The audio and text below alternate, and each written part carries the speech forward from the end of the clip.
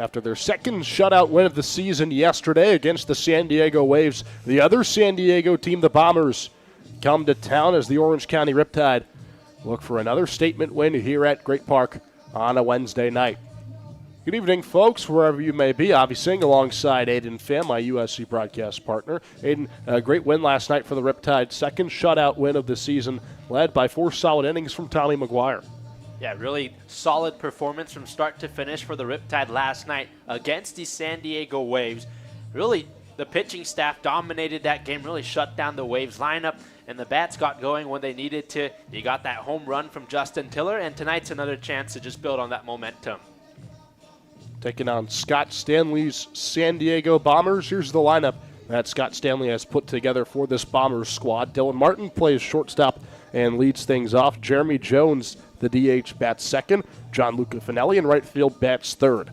Aiden Harrison, a new face to this Bombers squad, bats cleanup and plays third base. Jet Grossart at second base today bats fifth. Mark McNanny over at first bats sixth. Joey Dascasil in left field bats seventh. Jackson Summers in center field. Feels like we've seen him every single time these teams have played. He bats eighth. And Grayson Wren does the catching for the starter, Tyler Burns, and bats ninth. Julian Orozco, the starter for the Riptide today. Sean Romero does the catching for him. Tatum Marsh in left. Reed Montgomery, for the first time all season, plays in center field. Zach Woodson in his usual spot in right. Bradley Boudreau at third. He's back from some back issues. Travis Curry at short. Connor Barth at second. Jarrett Sable at first. The defense today for the Riptide behind the starter Julian Orozco, 5'10 senior from Cal Baptist University, out for his fourth game and his third start with the Riptide. It's been a great season for him. Just a 1 ERA through 8 innings of work. It's Dylan Martin who leads things off. Here's the first pitch of the game from Orozco. Right down Broadway for strike one. Martin hitting .391 through 6 games, one of the bright spots on a Bombers squad that started their season at 1-8. Riptide 12-4 after the shutout yesterday. Martin swings at the 0-1 and lifts it right into the glove of Sable. High leaping play at first from Jarrett, and there's the first out of the ball game. Really nice play from Jarrett Sable. We typically see him in the outfield, just his third start at first base this summer, and he makes a leaping grab for out number 1. So far, so good for the Riptide defense as Jeremy Jones, the DH, steps up to the plate. Orozco kicks and deals. And Jones takes outside to begin his at-bat. It's been a tough season for the DH, Jeremy Jones. Just a 174 average through 6 games. That's good for 4 hits. 3 RBIs for Jeremy Jones. He swings and misses at the 1-0. The count's even. Something to keep an eye out for today is how the Bombers can start this one.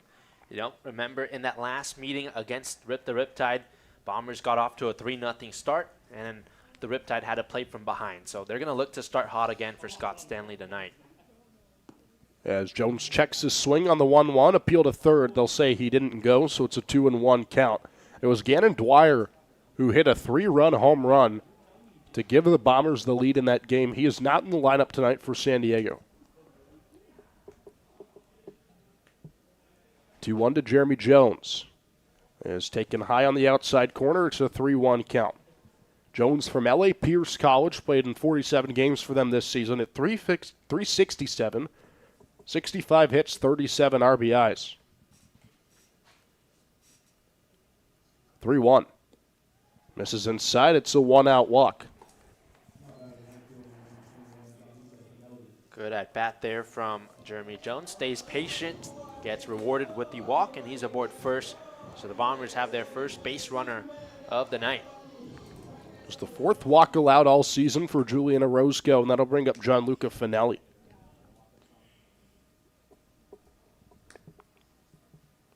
We've seen Finelli in left field for the most part against the Riptide. He's in right tonight. As Orozco works from the stretch for the first time all ball game, Finelli checks his swing on a pitch low in the dirt outside. .235 average for Finelli, 4 hits, 2 RBIs. Redshirt sophomore, last played at San Diego Mesa College. Orozco throws over to first. Jones steps on the bag. Guy very familiar with playing for the Bombers. Finelli here, his 3rd summer. He's been good as of late, 3-game hit streak coming into this one. Riptide's certainly not a fan of Gianluca Finelli. He's caused them some problems in his Bombers tenure as he takes what looked to be a strike on the outside corner just off the edge. Close pitch that. Yeah, 50-50 call there. Doesn't go the Riptide's way. It's a 2-0 count. So Orozco will have to deal with the 2-0 count on the scoreboard. Jerry Howard is calling the balls and strikes behind home plate as Orozco throws over. Robert Tino right there at first to call Jeremy Jones safe. And James Hubble over at third, our umpiring crew today. Just a 3-man umpiring crew here like in all CCL games. As the 2-0's bounced out towards short, flip to Barth at second for 1. Throw to first is not in time. Opportunity for a double play, but the Riptide instead get the force out at second, so it's 2 outs for the new San Diego Bomber, Aiden Harrison. Unable to turn 2 there for the Riptide. So Finelli's on first, and up comes Aiden Harrison. This is a guy to like. He hit well at Regis this past year. He's off to a good start with the Bombers. A lot of upside for Aiden Harrison. Well, you were certainly high on Aiden Harrison when I was talking to you about Harrison pregame. A guy that Aiden Pham says is, quote, a dog, as he takes his strike inside at 0-1. Well, I think the numbers speak for themselves. 337 this past year. He hit 11 home runs, 52 RBIs. So really good baseball player in Aiden Harrison. He's played in just 1 game for the Bombers. It was their last game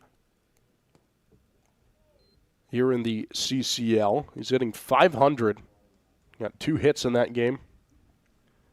A single and a double against the Saints with an RBI.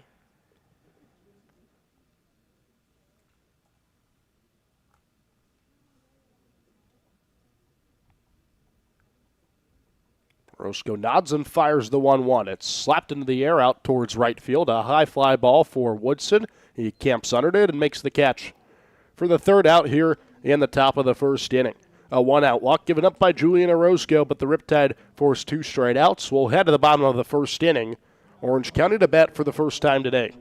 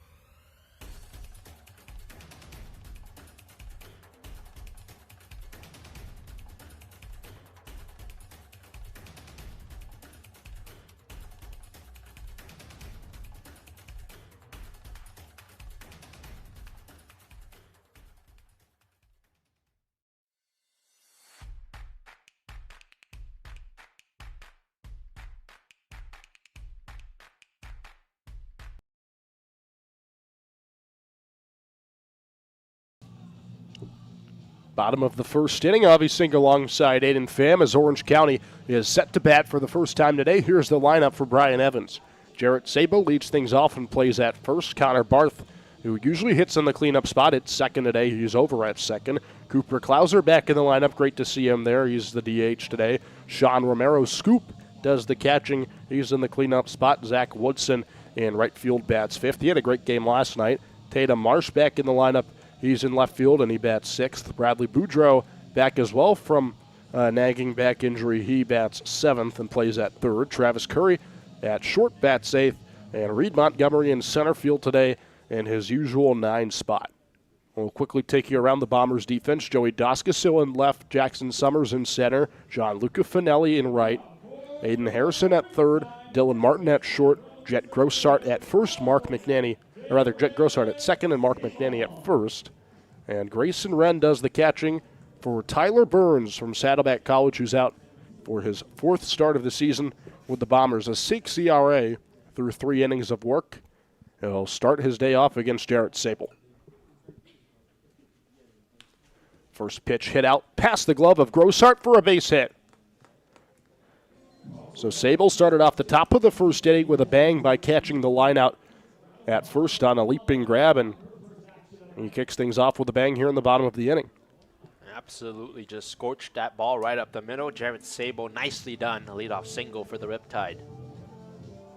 There's Omaha to make her first bat retrieval of the day. She'll get a treat over there at the Riptide dugout. And with Sable aboard after the leadoff single, here's Connor Barth. He was 0 for 4 last night against the San Diego Waves with a pair of strikeouts. Going to change that here today. As he fouls the first pitch back, he sees from Burns. It's an 0-1 count. Keep your eye out on first base for Jarrett Sable. He's a speedy guy, won't be afraid to bounce around and take off. Anthony Ramos over at first has his note card out, maybe trying to figure out when to send Sable. He'll do it here. Throw to second is not in time. A close play at the plate. Sable is able to beat out the tag on the slide. And there's the stolen base that you called, Aiden Pham. Yeah, super aggressive on the base paths the Riptide are this season. That's the 6th still of 2026 for Jarrett Sable, and it's well executed. So just like that, there's a runner in scoring position with nobody out. A 1 to Barth is outside and low. Connor Barth hitting .289 through 13 games. It's good for 13 hits. 10 RBIs as well on the season. An opportunity for an 11th with Sable over at second. 2-1. Low and outside again. It takes a bounce from Wren, who's able to block it out in front of him. 3 for 9 against this very Bombers team. 2 RBIs for Connor Barth. Connor Barth played 2 seasons at Folsom Lake College. He'll play at USC Upstate in South Carolina next season. As he awaits the 3-1 from Burns. He smacks it out in the right field. It'll go foul, and it's a full count. We've seen a lot of patient, disciplined at-bats from the Riptide all season long. One thing this team does very well is get on, and the walk number has shown that. Barth had the most RBIs this past season in the Big 8, which Folsom Lake plays in with 55. And RBI Machine will have to wait for his next as he takes a walk. So the bases have runners at first and second with nobody out for Cooper Klauser. First game of the week for Cooper Klauser, the reigning CCL hitter of the week, and what he did last week was special, Avi. You don't see that often. Well, he was 10 for 10 at the plate, 5 for 5 just in one day. That was on Saturday against the Slow Blues. 3 extra base hits in that game, all doubles. Batting .405 on the season. He ducks away at the first pitch he sees inside from Burns. Good to have Klauser back in the lineup, and we say that because he had to exit the game on Sunday. Had some sort of knee issue when he was catching behind the dish. Said that it was just a bone bruise, and he'd be ready to go soon, and here he is. Just a few days later.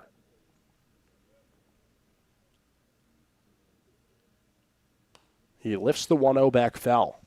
You're exactly right, Avi. It was a scary sight here at Great Park when Klauser had to leave that game early, especially because how well he has been playing. But it's good to see him back, and he's all right, trying to continue his hot streak. I think a lot of us thought it was some sort of ACL tear or another bad non-contact injury the way it looked, but thankfully he was about as okay as you can be in that situation. As he smacks the 1-1 into center field for a base hit. The hot hitting continues for Cooper Klauser, and you can just about punch his name into that CCL All-Star game next Saturday. Unbelievable stretch for Cooper Klauser here. He continues to roll, Before that hit, he was 0 for 5 this season when facing the Bombers. So well done there, and the Riptide bases loaded here in the first inning with no outs. An excellent opportunity for some first inning runs for Sean Romero. Hitting .300 through 8 games with the Riptide this season. 6 hits, 4 RBIs. Tough situation here early on for Tyler Burns on the mound, as his first pitch misses outside to Romero. Burns was pretty solid in his last outing. It was all the way back on June 9th against the MLB Academy Barons. 2 innings of work, 2 hits, and 2 runs given up. Riptide looking to strike for at least 2 here with the bases loaded and nobody out as Romero sends this one past the glove of Martin, playing shallow for a base hit. Sable will score. It's 1-0 Riptide. The bases stay loaded here and nobody out for Zach Woodson, who had a 3-hit game last night. And the Riptide bats have come to play to start this one. Nice hit from Sean Romero. Everybody goes station to station. Sable scores, and it's an early lead for the Riptide. It's only the first inning, but the Riptide already continuing to feast against this San Diego Bombers squad. It's a team they've played well offensively all season.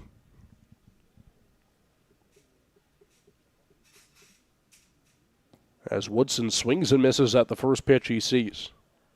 You mentioned that good night from Woodson against the Waves. He was the Riptide's player of the game. 3 hits. Coming off probably his best game of the season. Well, it took a while for Woodson to find his form offensively, but he's had a good stretch at the plate as he swings and misses. He's behind 0-2 in the count. .267 now the average for Zach Woodson. It was below the Mendoza line just a few days ago, but a hot weekend for Woodson, and then yesterday's game has raised that average up. 8 hits now on the year for Woodson.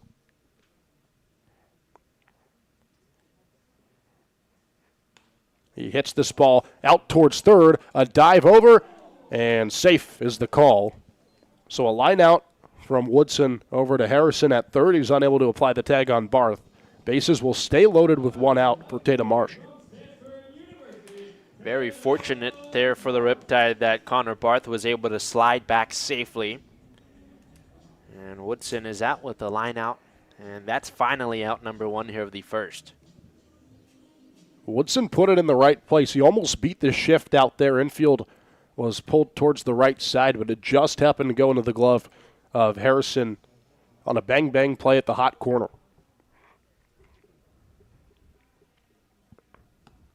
So here's Marsh, who takes the first pitch he sees outside.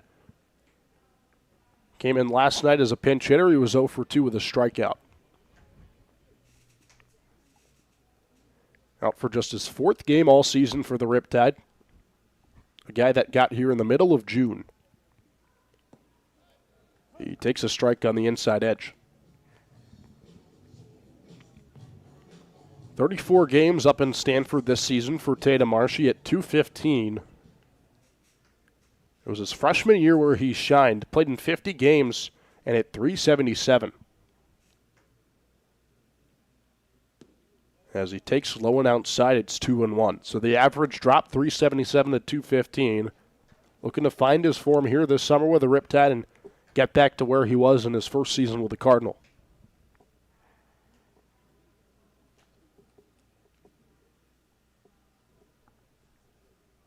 Two and one. Hit out towards the second baseman, Grossart, right into his glove. A tough pop out for the second out here. And an opportunity for Tyler Burns to walk away with just the 1 run on the scoreboard. If you're the Bombers here, you're more than content with walking out of this inning with just that 1 run given up. Despite how tough this start feels for Tyler Burns, you're just 1 out away from getting out of this mess. Here's Bradley Boudreau. Had a nagging back issue the last few days, some tightness. He's feeling better, and he's back in the lineup. An opportunity for him to produce right away with the bases loaded and 2 outs. Trying to extend this 1-0 Riptide lead here in the first. He swings at the first pitch he sees. A high fly ball out towards Finelli and right. He makes the catch, and that's how the inning ends.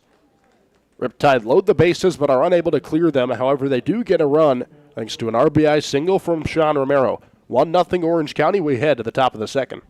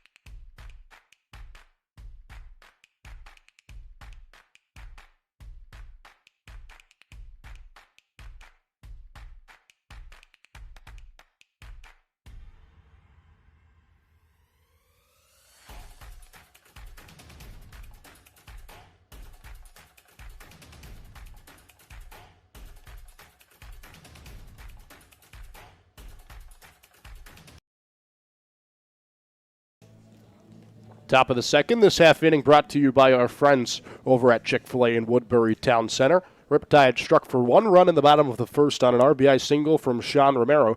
They were unable to clear the bases, which were loaded for pretty much the entire inning. And because of that, it's just a 1-run lead for Julian Orozco to work with as he takes on Jet Grossart. Grossart takes outside on the edge for ball 1. Grossart, McNanny, and Doskasil due up here in the second for San Diego. Grossart a hot bat, .438 average through 5 games. He takes a bullseye for a strike. It's 1-1. With how that first inning felt for Tyler Burns and the Bombers, they're pretty fortunate to only be down 1-0 here. 1-1 outside on the edge. A beautiful breaking ball there for strike 2.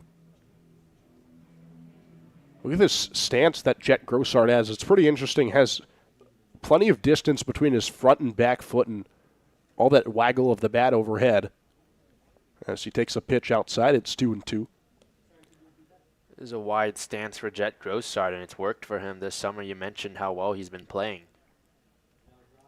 Feels like everybody has their own way of generating momentum at the plate. Part of the uniqueness of baseball, the different batting stances there are. As Grossart takes a pitch that bounces inside, it's a full count.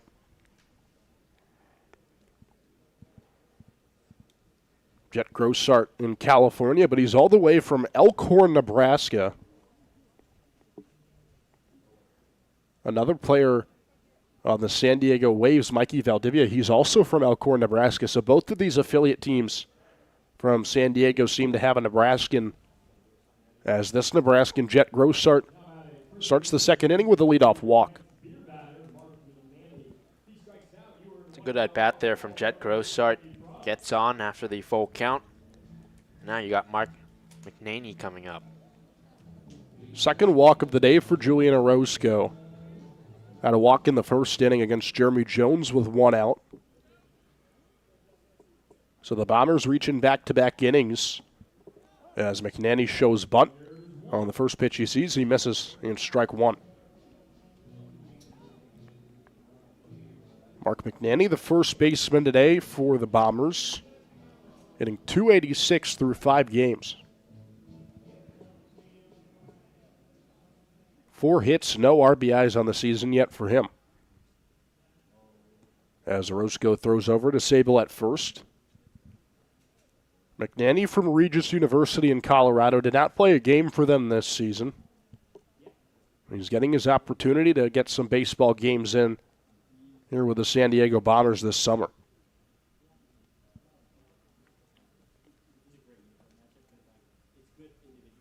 0-1. Swing and a miss. Runner takes off. Ball gets away from the glove of Romero. It's a stolen base for Jet Grossart, and now both teams with a stolen base in the game. It's good recognition there on the base paths from Grossart, and now he's in scoring position. 0-2 count, though, against the beer batter here tonight. First stolen base of the season for Jet Grossart. So a runner in scoring position now for McNanny, but he's down 0-2 in the count. 2 strikes here on the beer batter, McNanny. He swings and misses. There's the first beer batter strikeout of the night, and a $1 discount on all beer purchases here for the fans ages 21 and older. Good bounce back from Orozco after that leadoff walk to Grossart to get out number 1 of this inning. First strikeout of the day from Orozco. I'm going to bring up Joey Doskasil.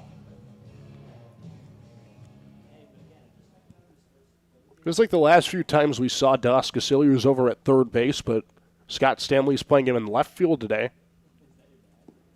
He takes the first pitch he sees from Orozco low. It's a 1-0 count. The last time he played against Orange County, you got to go all the way back to June 10th. He was 1 for 3, though, so not a little bit of success against this Riptide team. Hitting .222 on the year through just 3 games. 2 of them against the Riptide. As he bounces this ball out towards third, Boudreau misses the baseball. A costly mistake. Not sure what happened there. And because of that, Doskasil's aboard at first. Luckily for Boudreau, they're calling this a foul ball. Yeah, very fortunate for Boudreau there. Just misplayed it. It flies by his glove, and third base umpire James Hubble calls it a foul ball. So a big break for the Riptide. So Boudreau takes a sigh of relief over at third as that baseball was ruled foul. And what would have been an unfortunate error is taken back. So a 1-1 count here at the plate for Doskasil. Orozco looks over towards second and fires. Doskasil shows bunt, pulls back, takes a strike on the upper edge. That's going to be key tonight because we've talked about this at great lengths throughout the season, right? The Riptide have the ingredients of being a CCL champion, but it's those small mistakes, the little things that they need to clean up in order to get there in the end.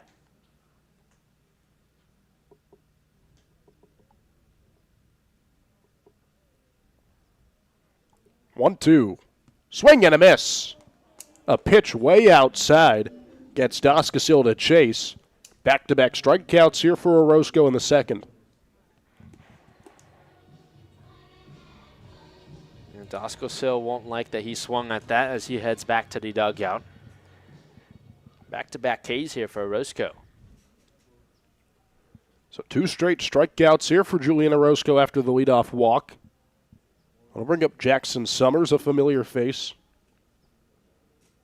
He swings and misses at the first pitch he sees. It's an 0-1 count. Summers from the Rose-Hulman Institute of Tech. Batting .217 on the season, 5 hits, 2 RBIs.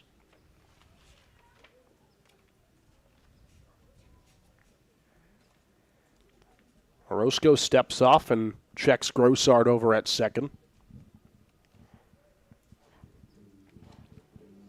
It was a good season for Jackson Summers, his junior year at Rose-Hulman. .359 with 69 hits and 38 ribbies.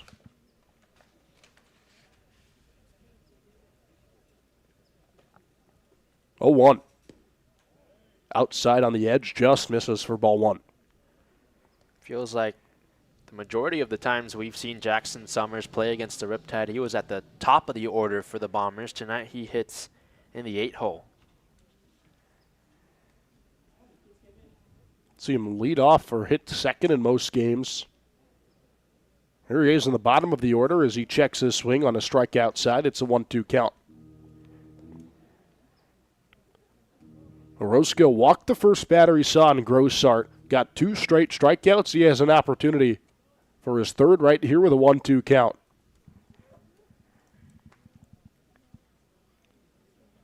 One, two. Swing and a miss. Julian Orozco strikes out the side after the leadoff walk. A bounce back from Orozco. It's 1-0 Riptide as they come back up to bat in the bottom of the second.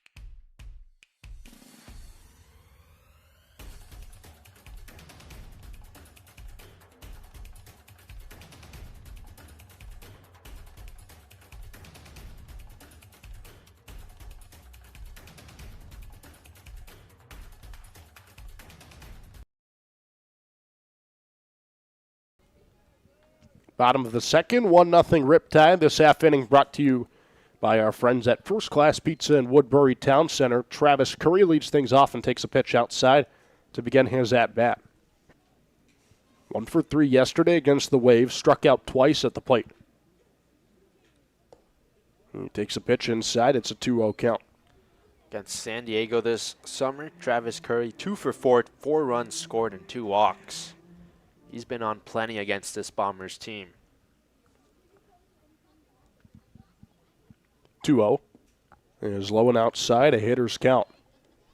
Last time the Riptide came up to bat, it was bases loaded, nobody out. Only ended up getting 1 run in that scenario. Trying to start the second inning with a base runner aboard.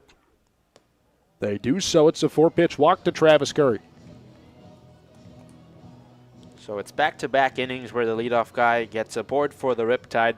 Thought Tyler Burns did a nice job of working with the bases loaded in that first inning, only giving up that 1 run.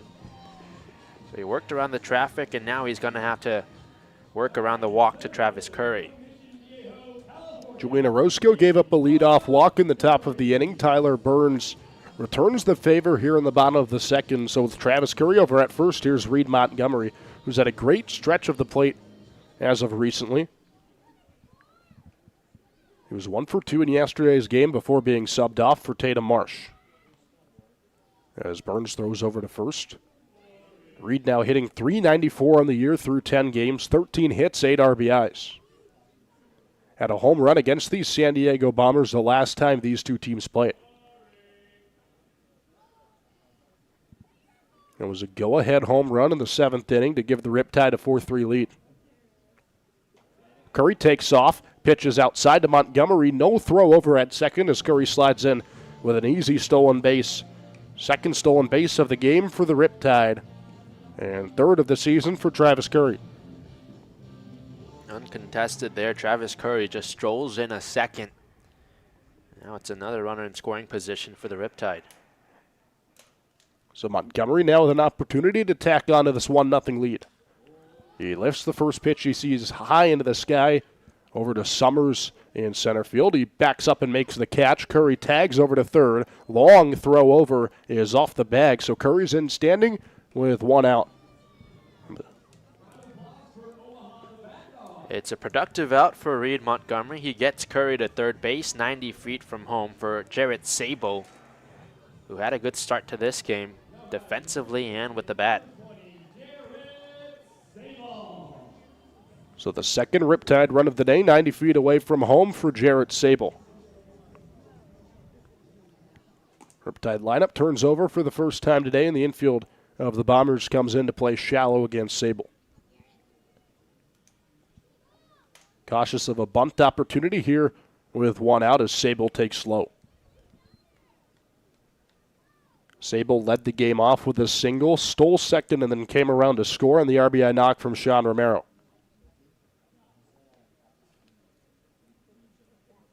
1-0. It's taken outside on the edge. It's a 1-1 count.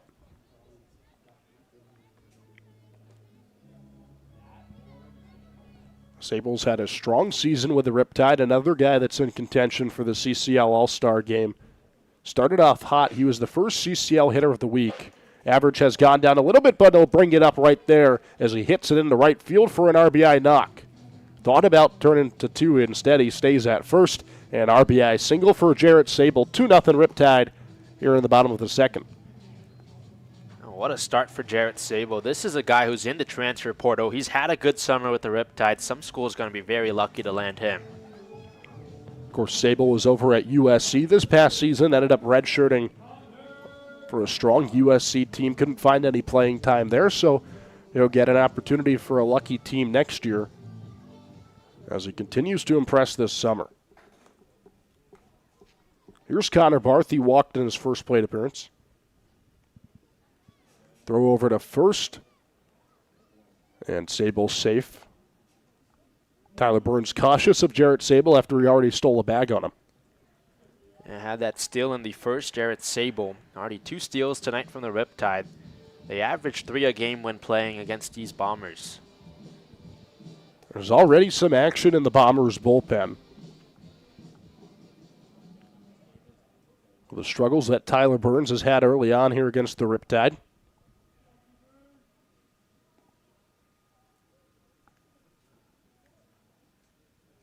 First pitch to Barth is a strike on the middle edge of the plate. It's Murdoch Taylor who's getting loose out there for Scott Stanley. Taylor's only played in 1 game this season, so he's poised for a second outing here against the Riptide sooner or later. As Sable's caught over at first, throw is low. Sable heads towards second. The dive on the tag, he's out. Just able to catch the backside of Jarrett Sable was Mark McNanny. So Sable, who thought about stealing a bag, is gunned down. And there's 2 outs here in the bottom of the second. Just too far off the bag for Sable. Looks like he kind of slipped there, and it's a good job by McNanny to apply the tag, and that's 2 outs. As this pitch goes inside, it's a 1-1 count.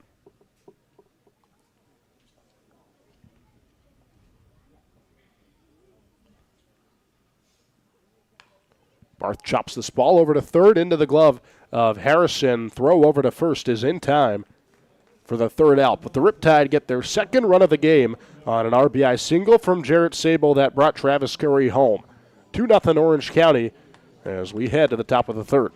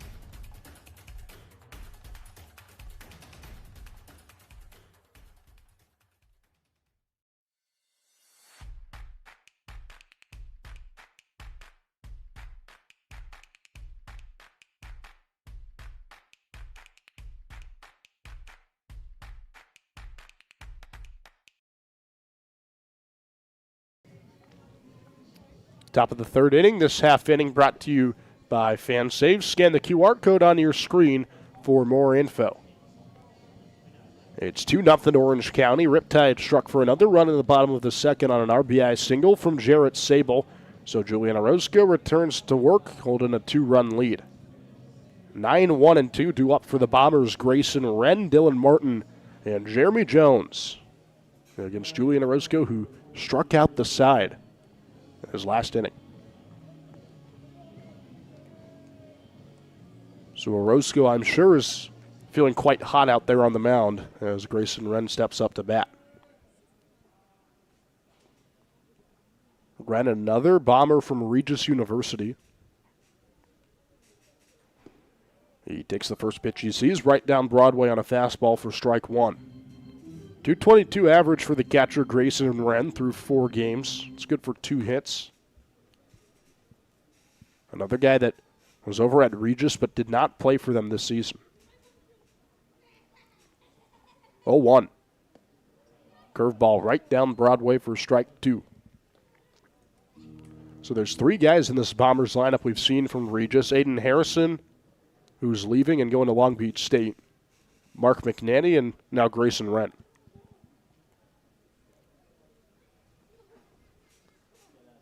Oh, and 2. Outside, Romero tried to frame it as a strike, unable to get the call. It's a 1-2 count. It was really impressive how Orozco was able to work around the walk. In the second, he struck out the side, and now he's got a chance to strike out the first batter he faces in the third. 1-2. Curveball darts inside near the head of Wren.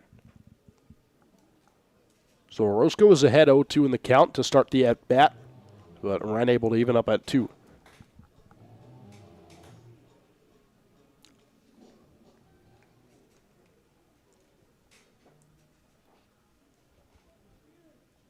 Orozco takes his time, gets his pitch from Romero. 2-2.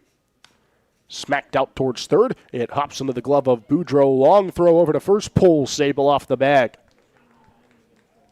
Leadoff hitter reaches for the second straight inning for the Bombers on an infield single from Grayson Wren.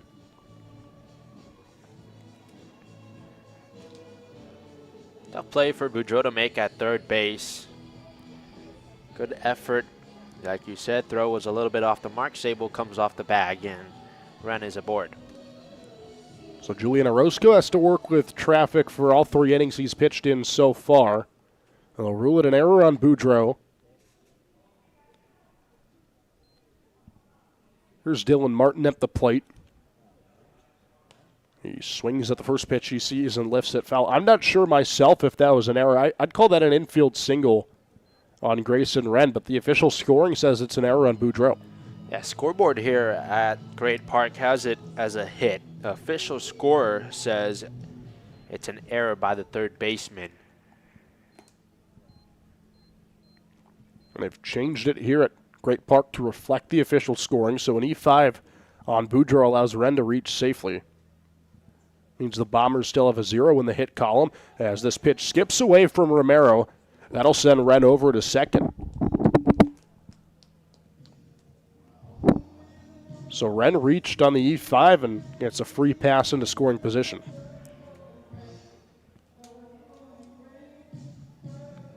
That gives Dylan Martin the opportunity to bring in the first run of the game for the Bombers with nobody out.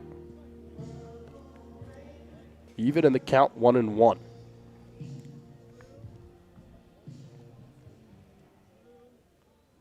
Dylan Martin over at Claremont McKenna. Hit in 50 games, or played in 50 games this season for CMS and hit .355 as he sends this over to short. Throw from Curry in time for the out as Wren gets over to third. Good play from Curry. Interesting note about the Riptide defense today. When Curry plays short and Barth is at second, the Riptide are 7-0 this summer. A nice play from Curry on the first ball that gets sent towards him. So far, the duo poised for a win already with a 2-0 lead on the scoreboard, but there's still plenty of baseball left to play. Here's Jeremy Jones, who reached on a 1-out walk in his first plate appearance. He takes a pitch low to begin his at-bat.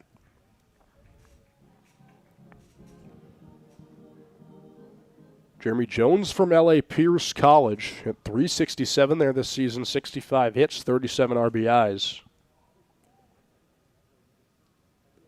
He takes this pitch in the dirt. It's a 2-0 count. Surprised that he's not on the Philippines baseball group because it feels like half of their players come from L.A. Pierce, but Jones, instead of playing for the Philippines this summer, is here with the Bombers.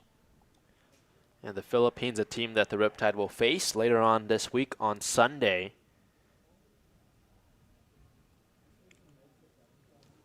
.2-0. Just misses. 3-0 now the count to Jones. It'll be the first time all season on Sunday that the Philippines and Orange County square off. It's already the 5th time this season that the Bombers play the Riptide. As this pitch is outside for a strike, it's 3-1. And both of these teams have faced each other a good amount to begin this season. After this one, just one more scheduled meeting between the Bombers and the Riptide this summer.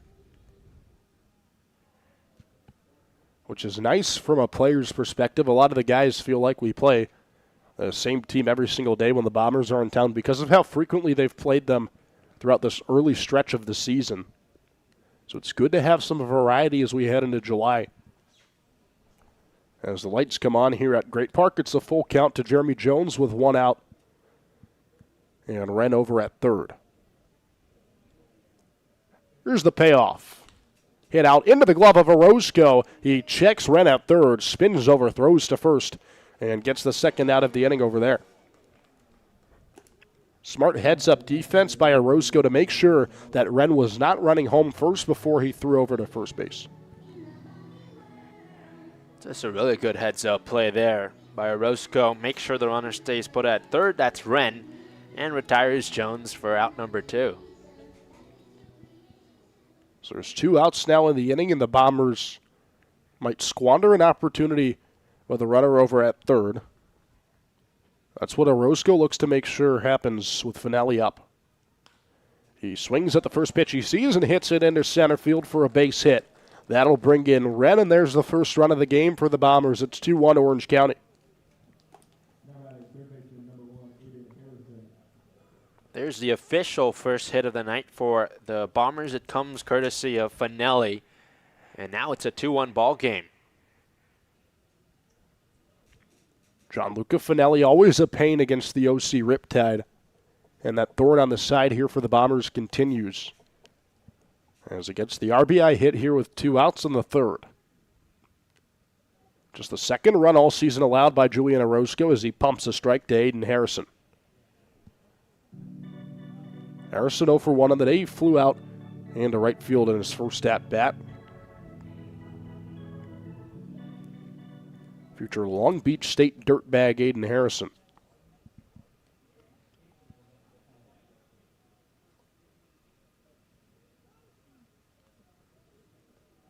Oh, 1.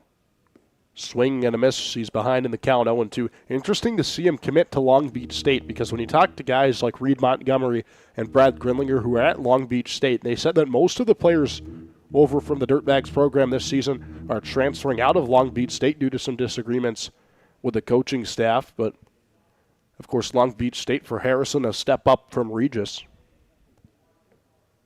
Opportunity to play at the D1 level as Orozco throws over to first. It's a good opportunity for a guy like him to go to that D1 level with a program like the Dirtbags and really make his stamp. He's down 0-2 in the count here to Orozco. Here's the pitch. Runner takes off. It's a ball. Throw to second, not in time. Stolen base for Finelli. Second stolen base of the game for the Bombers, and 4 total already between the two sides. Just the first stolen base for the outfielder Gianluca Finelli of the season. This is a Bombers team that when you look on paper, they don't run a whole lot, but already 2 steals in this ball game. So the tying run in scoring position at second, but Orozco 1 pitch away from getting out of the inning with just the 1 run allowed. Here's the 1-2. It's hit out towards third. Boudreau throws over to first. It's a high throw, pulls Sable up. He's able to catch the ball and step on the bag in time for the third out. But the Bombers strike for a run on an RBI hit from Gianluca Finelli. 2-1 the score. as we head to the bottom of the third.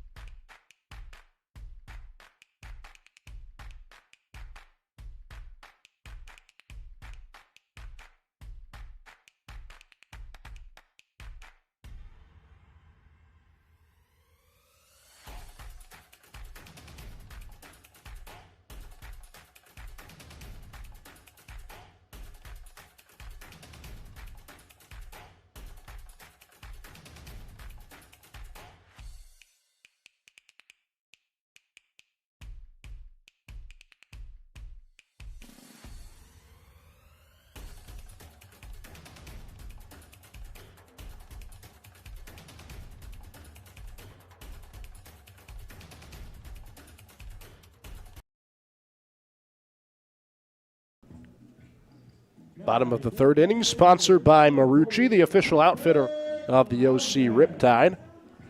Tyler Burns was the starter for the San Diego Bombers. He's out of the game after giving up 2 runs in 2 innings. It's Murdoch Taylor who takes over on the mound for his second appearance of the season. He'll face the heart of the Riptide order with Cooper Klauser leading things off. Klauser singled in his first plate appearance. Of course, he just had to continue this hot hitting he's had at the plate as he takes low and inside for a ball. 2 innings of work for Burns, 4 hits, 2 runs, both earned, 2 walks, and no strikeouts for the Bombers starter.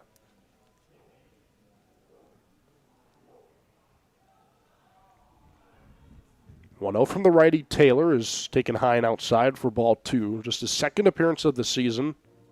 Pitched for the Bombers back on June 14th up in Santa Barbara. 2 innings of scoreless baseball. 1 walk and 2 strikeouts.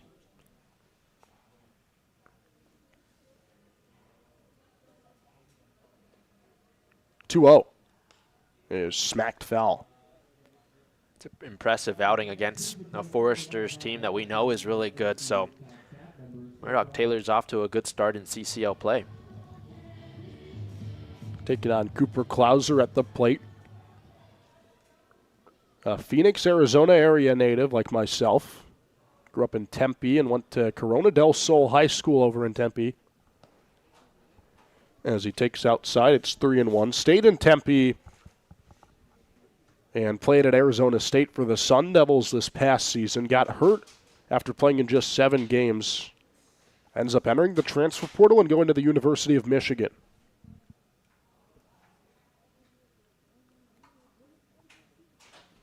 As the future Wolverine, Klauser takes outside for ball 4. So we'll lead off walk here for Cooper Klauser in the bottom of the third. Well, it's not a hit, but Cooper Klauser continues his hot streak for the Riptide. He's on both times he's been up tonight, and here's Sean Romero, who had that big single in the first. It was the RBI single by Romero that brought in Cooper Klauser and started off the scoring here for the Riptide.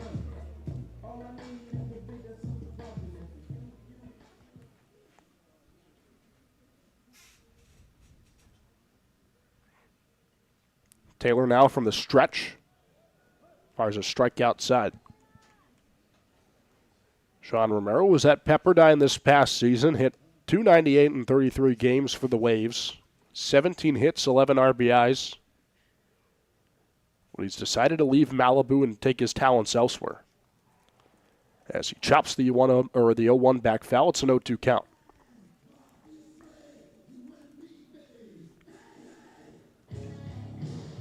There's a few guys from Pepperdine on this Riptide squad. Sean Romero, Zach Woodson, Jackson Pace, who we saw pitch last night.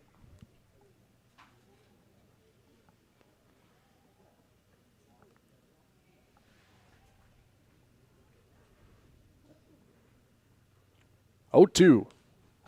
Romero lifts this ball foul. 0-2 count here against Romero. Murdoch looks for his first strikeout of the night. Romero's been good with the Riptide defensively as a catcher, and he's also done a nice job at the plate. 300 batting average so far. Feels like all 4 of the Riptide catchers have been excellent in their own respective right.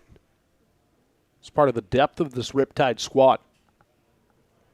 As Romero takes inside on the 0-2, it's a 1-2 count. The 4-man rotation that Brian Evans has in effect. We saw Nate Pone last night, Sean Romero tonight, Cooper Klauser, who's DHing tonight, and then, of course, Noah Neufeld as well.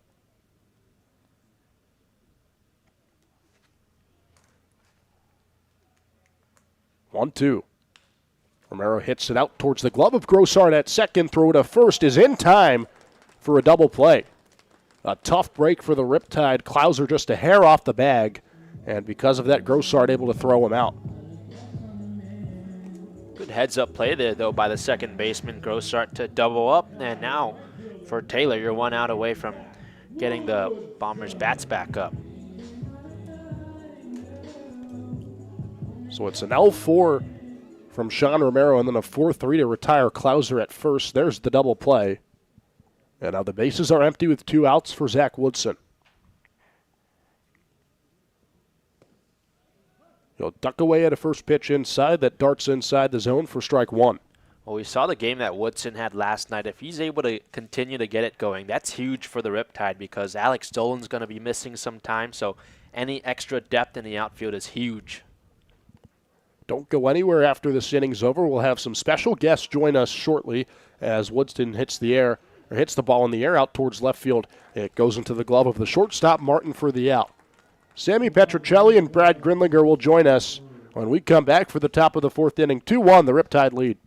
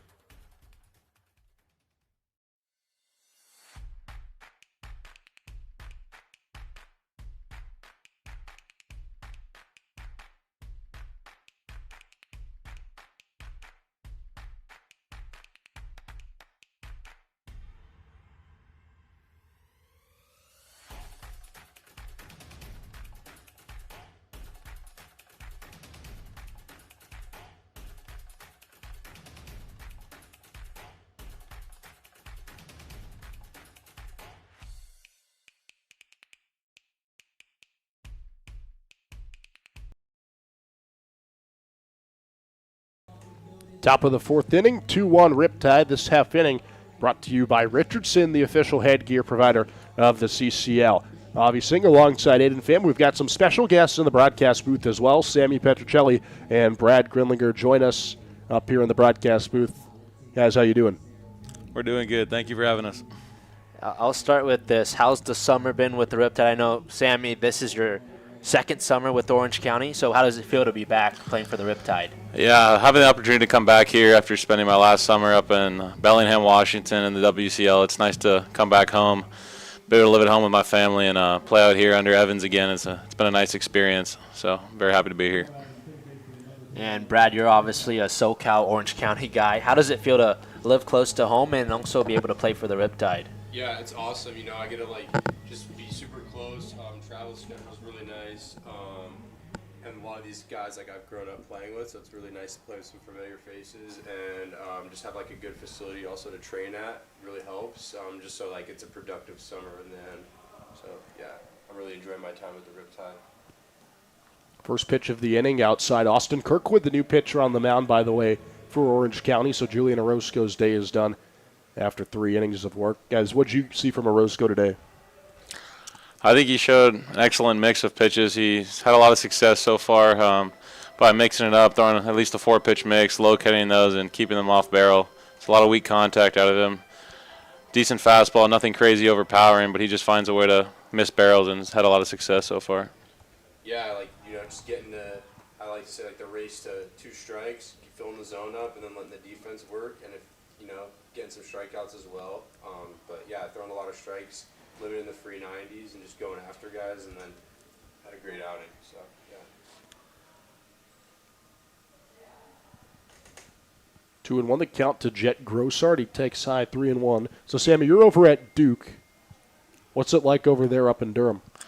It's definitely a new experience for me. This was my first year at Duke, coming over from Stanford, and being a California guy my whole life. It's definitely a big change, but I like it out there. It's a new environment, humid weather, great baseball weather, a lot of good teams in the area. So competition's good. It was nice to stay in the ACC, playing good teams and surrounded by a lot of talent. So it was a great experience with a great coaching staff.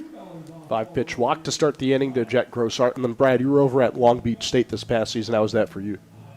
It was a good experience.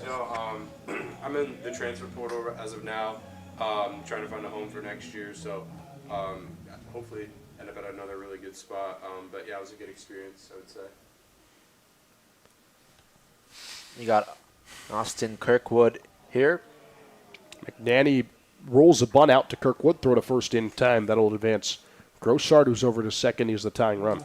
You got Austin Kirkwood here. Have you gotten a chance to get to know him, and what can you tell us about Kirkwood?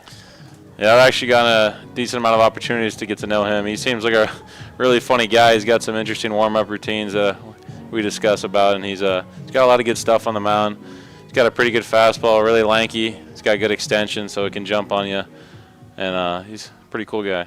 Yeah, he's definitely one of my favorites on this team. Funny guy, really nice guy, works hard, and he's got the stuff, really good stuff, I would say, and it's just all about putting the ball in the zone for him. If he's in the zone, I don't think they're gonna hit it. He's got really good stuff. So yeah. What's it like for you guys working alongside all these different pitchers day in and day out, kind of getting to hang out with everybody and see different guys' stuff and what they're made of out there on the mound?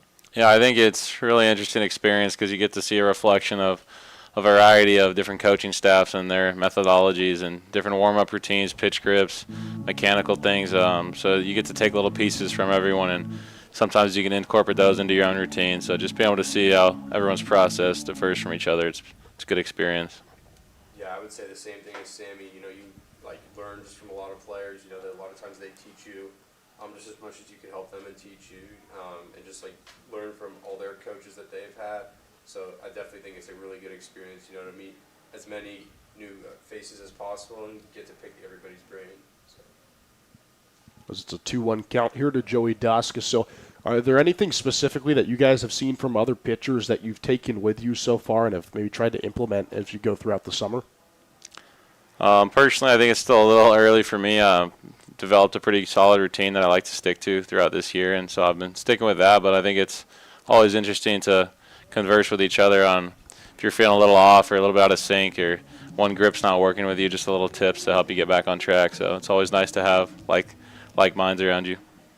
Yeah, I would definitely say it's kind of hard to just copy somebody and kind of take their whole thing and implement it in your game, especially in such a short period of time. But there is things we like to talk about, whether it be your mechanics or some pitch grips that you like with certain pitches and certain feels and cues that you can kind of take and blend into your game and see if you like it or not. Yeah, you're talking about relationships with all these pitchers on this team. Sammy, I've been told you're one of the funniest guys on this team by multiple different guys, actually. Now, I want to ask you, who's the funniest character? Who do you enjoy hanging out the most in this Riptide bullpen? I think Brad, the guy right next to me, is probably my favorite. I've made it a routine of mine to bring him into the bullpen when I'm getting ready to go in the game because I personally have the mindset of I don't like to be too serious when I'm getting ready. I have my routine. I get what needs to be done, but I like to keep a light head and stay relaxed. And it's nice to have good friends in there to talk about ball and keep yourself in a good headspace. So he's a pretty funny guy. I think Kirkwood's also up in there. He's got a good sense of humor. He's a lefty, so that always means they got some good jokes. But yeah, what do you think, Brad? Yeah, I would definitely say Sammy's definitely up there. Like he said, like in the bullpen, I'd say it's got to be like, for me, him, Kirkwood, a new face, Noah DeBella. I've known him for a while. He's like one of my favorites, and he's a funny guy. And then AJ Frausta. So those three are like kind of necessary to have him in the bullpen before you go out and pitch. As Summers swings and misses, it's an 0-2 count. Kirkwood one pitch away from stranding Grossart over at second. What do you guys want to see from Kirkwood here? What's a good put-away pitch? I think I'd go right back to the fastball here. He's way behind it. He's got that long extension, jumps on you. I think he's going to go right back to it right here. Yeah, I think you should do the same. Just elevate it maybe a little. And Still late on that, just a little down in the zone. yeah, but he's got a good electric heater, so keep coming with it. Do you guys have a specific put-away pitch at all when you're out there on the mound? You know there's one pitch that you can go to and get guys to swing at? Personally, for me, my changeup's my best pitch, so I rely heavily on that, especially late in the count or in cross count, so that's probably my go-to. I would say either my slider or curveball, kind of depending if it's a righty or lefty. Those are probably my two favorites to get some swing and miss with, and then maybe elevate the fastball if I need to as well. That's what we just saw right now from Kirkwood, the elevated fastball there. Do you try to pitch up to the guy again, or do you maybe try and change his eye level here after he didn't bite? I think he's going to go with the elevated heater there. I think that might have been a cutter slider that he left out in front, so I think he's going to go back to the heater here and try to put him away. 1-2, runner takes off. Summers hits it out into left field for a base hit. Here comes Grossart. We're tied at 2. Summers slides into second. He is out. So it's an RBI single for Jackson Summers that ties the Bombers at 2. Sammy Petrocelli, Brad Grindlinger, thank you guys for joining us up here on the booth. 2-2, the score. Riptide come up to bat. Thank you. When we come back. Thanks, guys. Thanks for having us.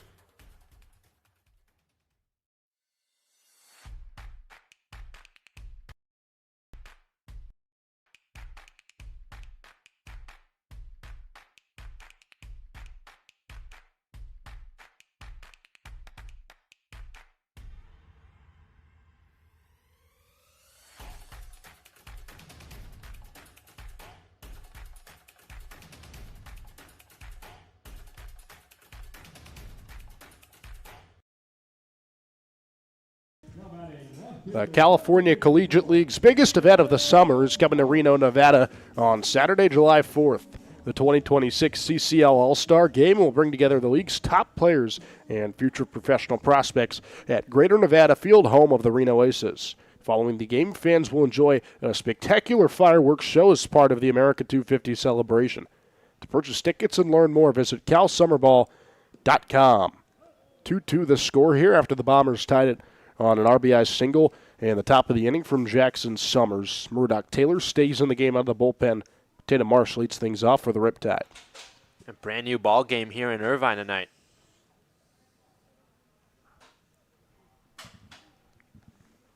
A 1 to Marsh. He rips it foul. It's an 0-2 count. Marsh 0 for 1 in the game with a pop out back in the first inning. It certainly is a new ball game. Orozco went 3 solid innings, gave up the run in the third. Was not earned because Grayson Wren, who came around to score, reached down an error from Boudreaux. But then Kirkwood was tacked with an earned run in the top of the inning after giving up that hit to Summers. As this ball's corked out towards left field, almost clipped the third base umpire, James Hubble, but it goes foul. Yeah, was ripped by Marsh. Goes foul, and an 0-2 count. Some work to do here for the Stanford junior. So 0-2 the count to the Cardinal Marsh. Bradley Boudreaux on deck. Payoff for Murdoch Taylor. Misses inside. Marsh, of course, at Stanford. His brother Quinton also at Stanford. He's a two-way player. And speaking of brothers at Stanford, we were talking to Hunter Harrington. His brother also committed to Stanford, so the two Harringtons will go over to play with Tatum Marsh and his brother Quinton next season. As Marsh whiffs at the 1-2, there's a strikeout for Murdoch Taylor. It's first out of the bullpen. First out here in the bottom of the fourth. It's also the first strikeout of the night for the Bombers pitchers. So a good start to this inning for Murdoch Taylor. So the Bombers finally put a K in the book as Tatum Marsh goes down swinging. I'm going to bring up Bradley Boudreaux. Had the error in the top of the inning that allowed Grayson Wren to reach. And again, you could argue whether that was an error on Boudreaux or an infield single, but the scorebook charged him with an error. And he has an opportunity to make amends here. He takes a hack at the first pitch he sees outside for strike 1. Bradley Boudreaux up over at Fordham University in the Bronx. Did not play for the Rams this past season, so he's back in action here this summer with the Riptide. Going into his sophomore year of play. He swings and misses. He's quickly down 0-2. Riptide would love for Boudreaux to be able to get into a groove here towards the middle of the summer. He's hitting 174. His 11th game played. From Mater Dei University in Santa Ana. Of course, Mater Dei, a football powerhouse here in the state of California. 0-2 is chopped back foul by Boudreaux. Think about Mater Dei, guys like Bryce Young, Amon-Ra St. Brown, and two quarterbacks we know well at USC, Matt Barkley, Matt Leinart. Definitely a rich history athletically for Mater Dei. Produced a lot of really good athletes. One of them at the plate here in Bradley Boudreaux. 0-2 to the Fordham Ram. Good eye as he takes outside. Something that Taylor's done a nice job of in his outing here today is getting ahead on these batters. 0-2 the count against Tatum Marsh, 0-2 again against Boudreaux. And trying to get his second strikeout of the night. Of course, his first strikeout was on the last batter that he faced. Looking for back-to-back Ks here. Instead, Boudreaux chops it foul and stays alive. This is certainly not the situation Orange County thought they would be in at this moment of the game. Bases loaded, nobody out in the first inning. You wonder what could have been if they'd capitalized there, but just the one run on the RBI single from Sean Romero. And because of that, it's tied here up at 2 in the bottom of the fourth. 1-2. Misses inside. Yeah, this is a Bombers team that if you don't take care of business against, they can beat you. We saw them beat the Barons. That was their one CCL win. The Barons beat the Riptide not once but twice already this summer. Seems to be the one team that the Riptide have struggled against more than others throughout the season. As Boudreaux takes slow, he's working the count here and able to get it full. Now down 0-2, now it's full. See what Boudreaux does here. So Boudreaux trying to win the war against Murdoch Taylor and get over to first. Able to work the count full. Payoff on the mound. Outside ball 4. A 1-out walk here for Bradley Boudreaux and a well-deserved one at that. Yeah, excellent at bat by Bradley Boudreaux. Down in the count, he ends up drawing the walk, and the Riptide, with this game tied at 2, have a runner on. That's Boudreaux on first, and Travis Curry comes up. So here's the Riptide shortstop Curry. Walked in his first plate appearance, stole a base, and then came around to score in the second on the RBI hit from Jarrett Sable.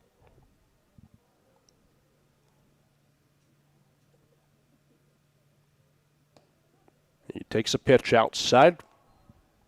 1-0 the count to Curry.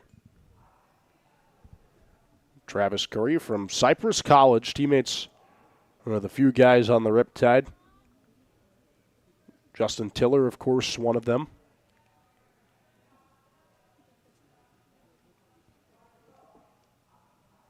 (1-0). Swing and a miss from Curry. 1-1 the count. So he's over at Cypress. Had a strong season there, 304 on the year, and he's committed to play up at Cal State Northridge next season.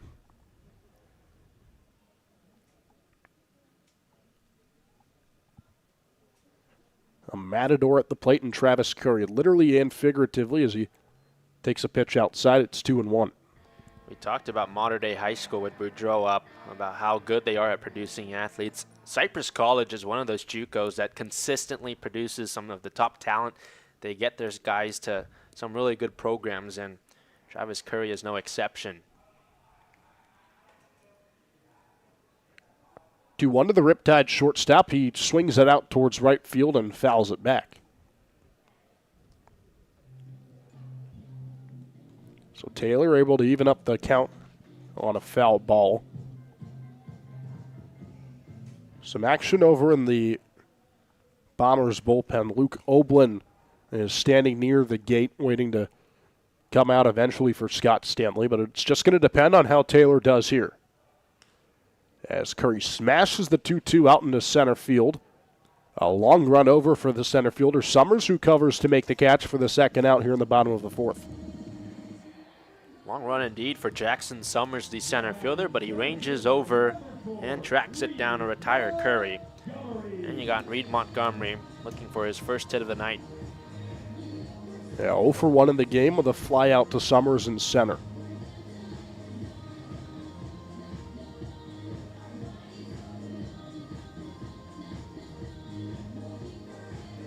We'll see what Montgomery can do here with 2 outs.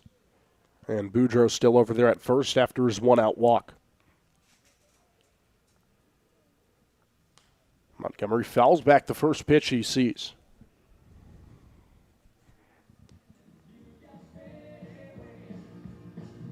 Reed Montgomery, a social media star. He has thousands of followers on both his Instagram and his TikTok page. Of course, having a public presence, something so essential as a Division I athlete. As he swings and misses, he's quickly behind 0-2. Now we see it more and more in today's age, right, with the NIL and social media playing a big role in that.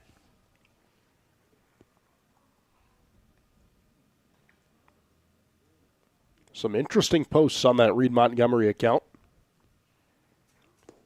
As he takes the 0-2 high, it's a 1-2 count. But to your point, doesn't matter what the athletes do, but if you can have a good social media presence, have the following, it opens up the floodgates, right, for all these NIL deals, these sponsorships, and whenever money goes your way, you'll take it. 1-2 to the social media star Montgomery. He takes low and is able to stay alive. Yeah, if you can show that you have a good social media presence, you got these brands, all these NIL offers that come your way, it helps you overall well. I know broadcasters also want to have a good social media presence.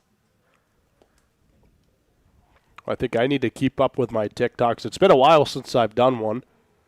as Montgomery takes low and evens the count up full.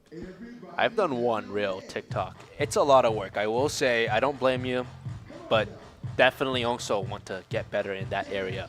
I do hate the editing process. I have to say I stopped only because I got tired of all the Photoshop.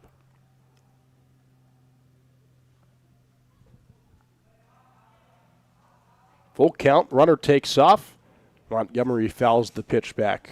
Not Photoshop, rather Adobe Premiere Pro. That's the one that you use for video editing. But one of our colleagues at USC, Casey Kasliner, he pumps out those TikToks left and right where it's him calling the game. And I don't know where he finds the time to edit those every single day, but I wish I found some sort of time to do that because it's impressive. It is impressive. Big shout out to our colleague here at the Riptide, Colin Costigan. He pumped out a really good one the other day. Oh, that was great with the meta glasses, too. Full count payoff. Montgomery fouls it back. I believe Colin tagged the Riptide, so if you go on the Riptide social media, I believe you should be able to find his post there. If not, it's on his Instagram, Colin Costigan, on his TikTok as well. It's really well done. He takes you through the life of his day as a CCL broadcaster through the Ray-Ban Meta glasses. It's really cool. You get to see through his POV at batting practice up here with us in the booth, how he does his prep and calls the game. As Montgomery takes low and inside, he's able to work the full count walk. An excellent opportunity here for the Riptide with 2 outs and runners at first and second. Yeah, that's an excellent at-bat by Reed Montgomery. 9-pitch at-bat. He gets the walk in the end. It's the second of the inning issued by Taylor in the Riptide. 2 runners on. So here's Jarrett Sable. Just the second, or rather, 4th walk all season for Reed Montgomery. He's a rather impatient guy at the plate. You'll see him swing at most pitches he sees. 11 strikeouts on the season, but the patient at-bat comes in handy there. And an opportunity for Sable, who's already brought in a run today. 2 for 2 with a pair of singles. He takes the first pitch he sees outside. It's a good sign for a guy like Reed, right? You mentioned the strikeouts. Sometimes a little too aggressive at the plate, but that time he's patient, he's disciplined, and he gets the walk in the end. So Murdoch Taylor, who's had some issues with his command out on the mound, gets a talking to from Grayson Wren. Just a quick chit-chat to make sure everything's okay. Pitcher and catcher looking to get on the same page here with 2 outs. Trying to make sure the Riptide don't regain the lead that they had. 1-0 to Sable. Misses outside, and he's ahead 2-0 in the count. Jarrett Sable, of course, the younger brother of MLB catcher Blake Sable. Spent some time in the big leagues with the Giants and the Boston Red Sox. Jarrett, one of 3 brothers, all 3 baseball players. Out of Aliso Niguel High School. He's from nearby Aliso Viejo.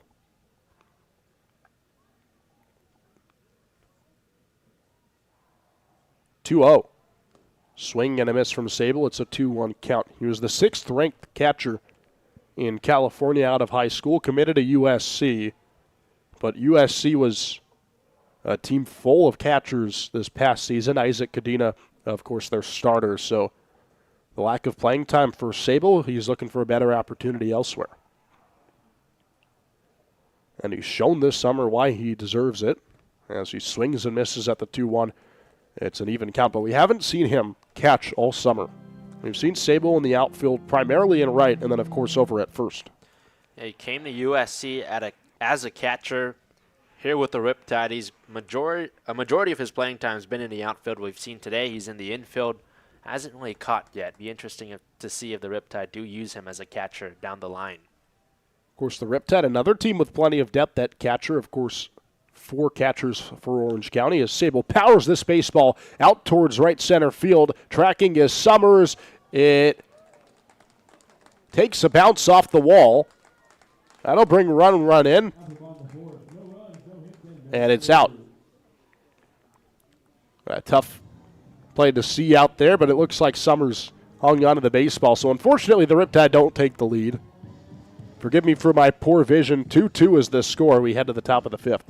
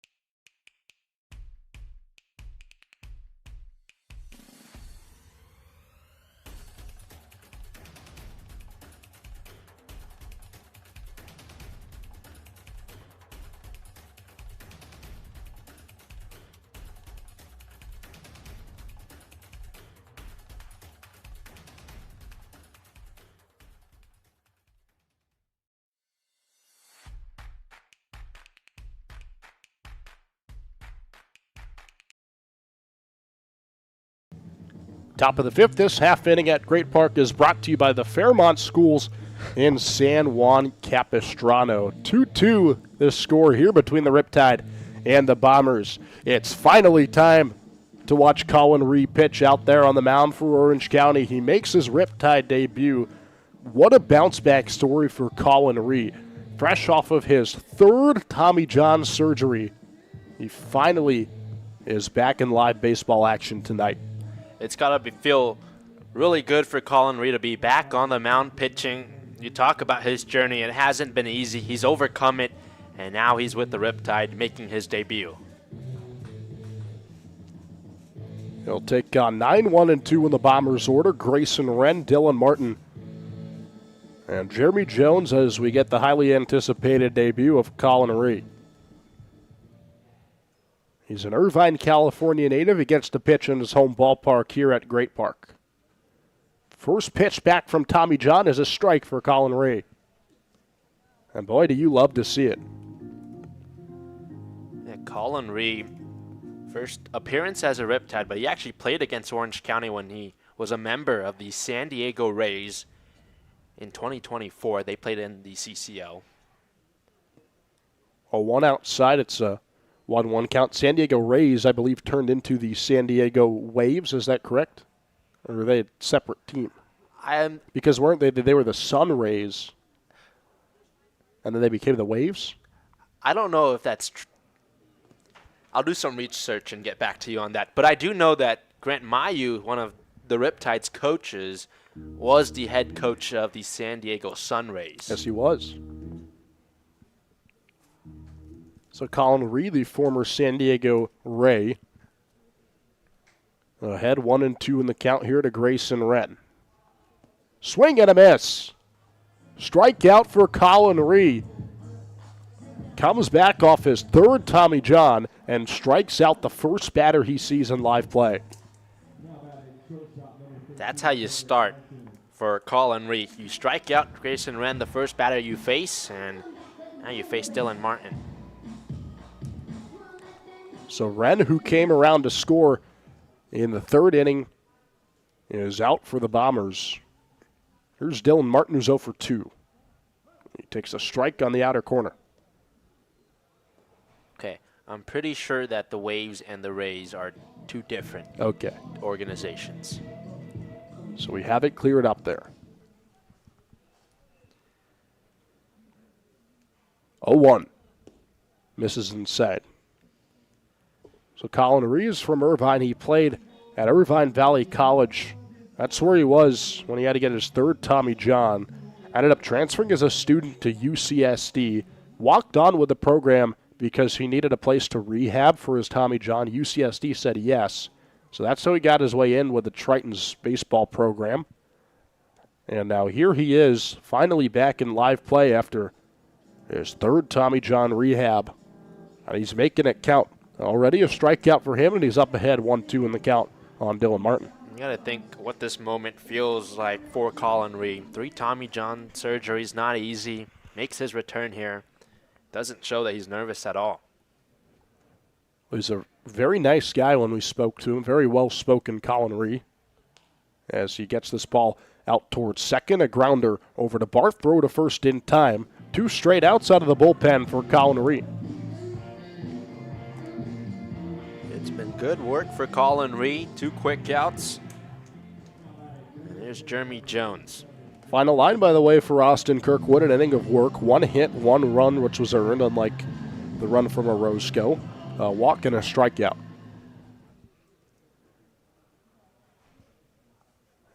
Two outs. Here's Jeremy Jones. Jones, who's 0 for 1 with a walk, swings and misses at the first pitch he sees from Ree.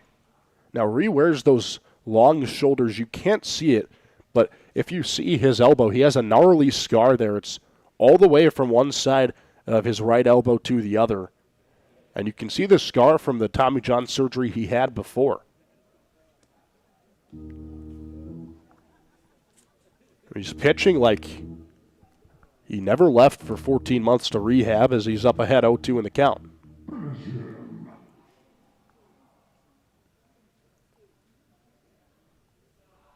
Oh, 2.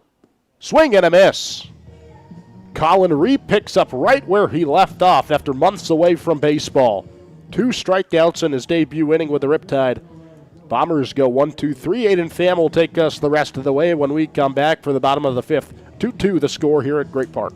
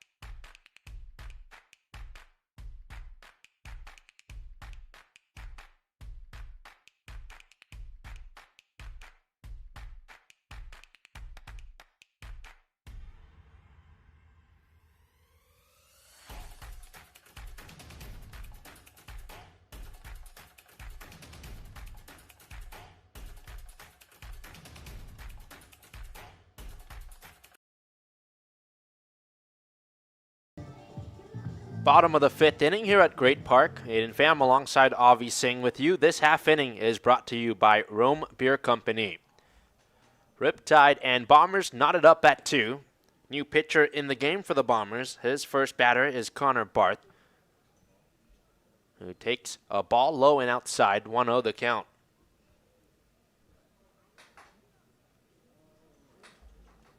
Braden Davis is the new pitcher on the mound for the Bombers, the righty. Sails a pitch in that's tipped by Barth, and it's a 1-1 count. Riptide were in front 2-0 early. Bombers have scored the last 2. That's where we stand, 2-2.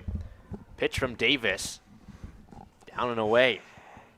It's an interesting delivery out there from Davis, sort of a lanky delivery, throws his entire body forward on the mound.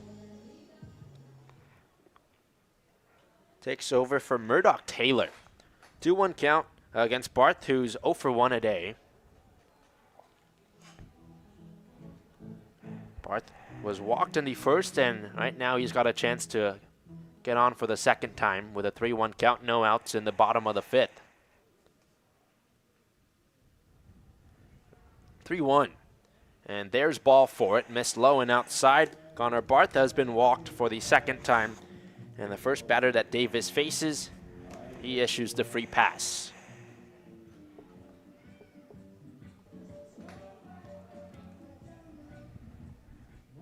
Number 48 from Tempe, Arizona, Cooper Klauser.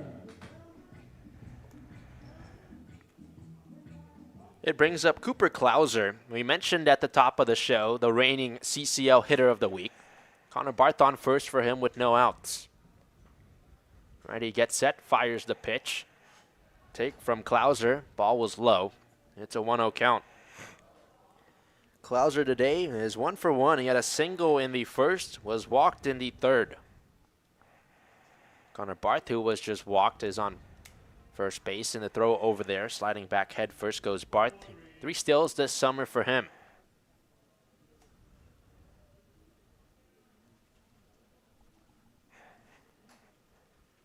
So Braden Davis, the new pitcher in the game, fires a ball there. It's 2-0 count. It's a 2-0 count against Klauser, who extended his hit streak to now 6 games with that single. Before today, he was 0 for 5 against the Bombers. Waves and misses for strike 1. It was sort of a slow start to the season for Cooper Klauser, which is why he had that 0 for against San Diego. Of course, played the Bombers twice in the first week of the season, but he's really picked up his hitting since then. No surprise he has the hit here tonight. One more throw to first, and back sliding is Barth. It's the first appearance of the summer for Braden Davis here. So making his San Diego Bombers debut. 2-1. Misses away, and it's a 3-1 count.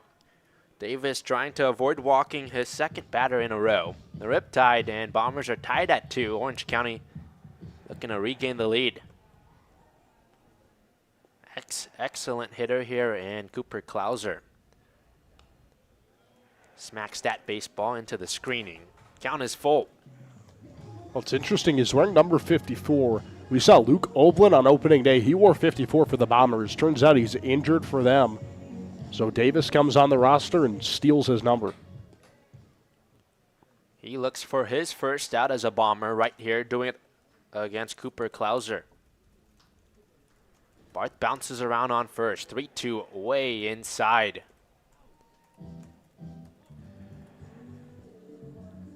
So Cooper Klauser heads to first. There's runners on first and second for the Riptide, and up is Sean Romero. How about the patience there from Cooper Klauser? Second walk of the night for him.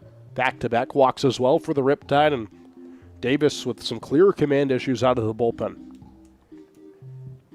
It prompts an early mound visit for the Bombers. Klauser's on first. Barth is on second. Sean Romero is the batter 2 up. He's having a conversation with his coach, Grant Mayu, just to the left of home plate. I have to say, I like the Kahoot music playing over the loudspeakers during the mound visit. Normally you hear the Jeopardy music play, but Kahoot, another trivia-like game. Mound visit is over. Yeah, it's a good soundtrack to these mound visits, especially if it's for a visiting team. Mound visit is over. Everybody back to their respective spots. Braden Davis, the pitcher on the mound. The batter is Sean Romero. Righty-on-righty matchup. No outs, 2 ducks on the pond. Pitch home. Big swing and a miss from Romero for strike 1. Now you're taking on a guy that's given up a lot of runs, a 33 ERA in 5 games at Youngstown State this season. You have to get on Davis now if you want to regain your lead. Riptide have had their chances with runners on. They're trying to capitalize right here. 0-1. Drops in. Quickly ahead in the count goes Davis, 0-2. Romero had an RBI single in the first inning. It drove in Jarrett Sable for the Riptide's first run of the ball game. Orange County heads into tonight 12-4 on the season after a win against the Waves last night, 5-0. 0-2 off the end of the bat. It curls foul towards the parking lot on the right side. We do 0-2. And it crashes into Aiden Pham's car. That's a broken windshield. I like what you did there. Very funny. I hope, for your sake, it did not crash into your car. I do too. But that's why you got to park away here at Great Park. Make sure that those foul balls don't get to you. I actually parked really far away from the stadium today. I'll tell you why in a second. 0-2 misses low. It's a 1-2 count. When I got here, the spot I usually park in was taken, so I had to park a little farther than I usually do. I think my car is safe, unless somebody absolutely ropes a foul ball. Are you one of those guys that like has to park in the exact same spot every time? Well, I mean, if it's there, I'm going to park in the same spot every day. 1-2 count, no outs, 2 runners on. This is Sean Romero. Pitch home. Misses low once again. The count is evened at 2-2. Romero is the catcher for the Riptide. Spent his freshman year at Pepperdine, currently in the transfer portal. Having himself a good summer, 300 batting average. Does have 1 home run. 1 of 3 for the Riptide so far rather 4 now, after Justin Tiller homered last night. And he swings and misses there for strike 3. So a strikeout for Davis, his first of the night, and there's 1 out here in the bottom of the 5th. Jammed up on an inside pitch. Decided to take a hack at it, just couldn't connect. Interesting so far, we haven't seen a ball put in play. Walk, strikeout here for Braden Davis in the 5th. Good bounce back for Davis after walking the first 2 batters of this inning. It's Barth on second, Klauser on first, and Zach Woodson steps up.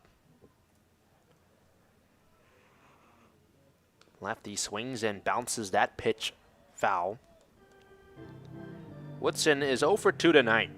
A line out to third and a pop-up to short. He's coming off a excellent game. 3 for 4 against the Waves last night. A run scored and an RBI. It was a game that skyrocketed his batting average. 0-1 from Davis. Roped foul on the left side. It's an 0-2 count. Before yesterday, Zach Woodson was batting below the Mendoza line, but because of his 3 for 4 performance, he's now hitting .267. Looking for his first hit of the night here against the Bombers, though. Orange County and San Diego tied at 2, bottom of the 5th. First inning of work for Braden Davis. Righty gets set, deals. It's called, strike 3. Zach Woodson doesn't like the call. It's the second strikeout from Davis, the 3rd of the night for the Bombers. I'm an honest guy, I have to say. I didn't really like the call either there, but, you know, sometimes those 50-50 pitches on the edges of the plate, you can't really do much. You got to hope it goes your way. Didn't go Woodson's way there, and because of that, he has to go down shaking his head. Orange County trying to avoid leaving both the runners stranded. That's Klauser on first and Barth on second. Tatum Marsh is up. The pitch skips away from the catcher. Throw to third, sliding in head first, and they got him. Connor Barth is out at third base. He's thrown out by Grayson Wren, and that's out number 3 of this inning. Orange County, no runs on no hits, and they're unable to cash in. 2-2 the score as we head to the 6th inning.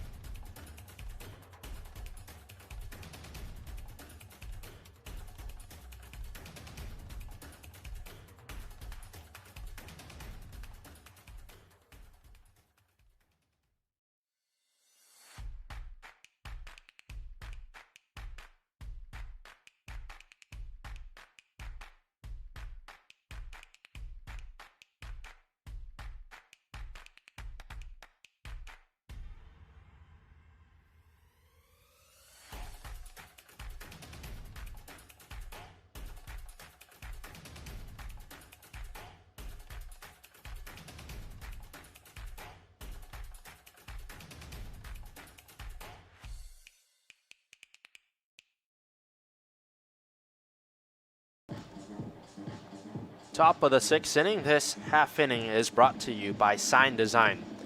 Welcome back to Great Park. 2-2 the score. Aiden Pham alongside Avi Singh with you. The Riptide trying to win their 5th game of the summer against the Bombers. It's been a back and forth game. Orange County led 2-0. Bombers responded, and that's where we stand, Avi. It's been a solid game. Riptide took the 2-0 lead early, but San Diego slowly clawed back. Now you just got to have the best pitchers out there that you can. Make sure that the Bombers don't tack on anymore and set yourselves up for success later in the game.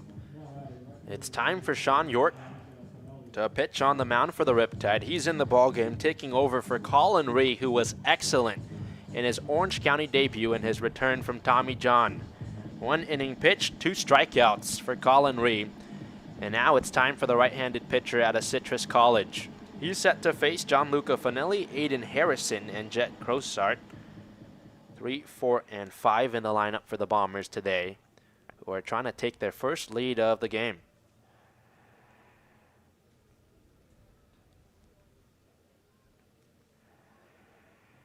York gets set, his first pitch. Misses high. Ball number 1 at Gianluca Fanelli, who has been on twice today. He reached on a fielder's choice in the first and had an RBI single in the third. He also stole a bag. One of those guys that always has success when playing the Riptide. Sends the 1-0 back foul over the press box, 1-1. I'll tell you what, the way that Colin Ree pitched, if I hadn't seen the scarring on his elbow from the Tommy John surgery, I would have never believed it was his first outing coming back from Tommy John. That's how good he was out there on the mound, those 2 strikeouts. It was impressive, that's for sure. 1-1 from York. Fanelli chases a pitch in the opposite batter's box. It's a 1-2 count.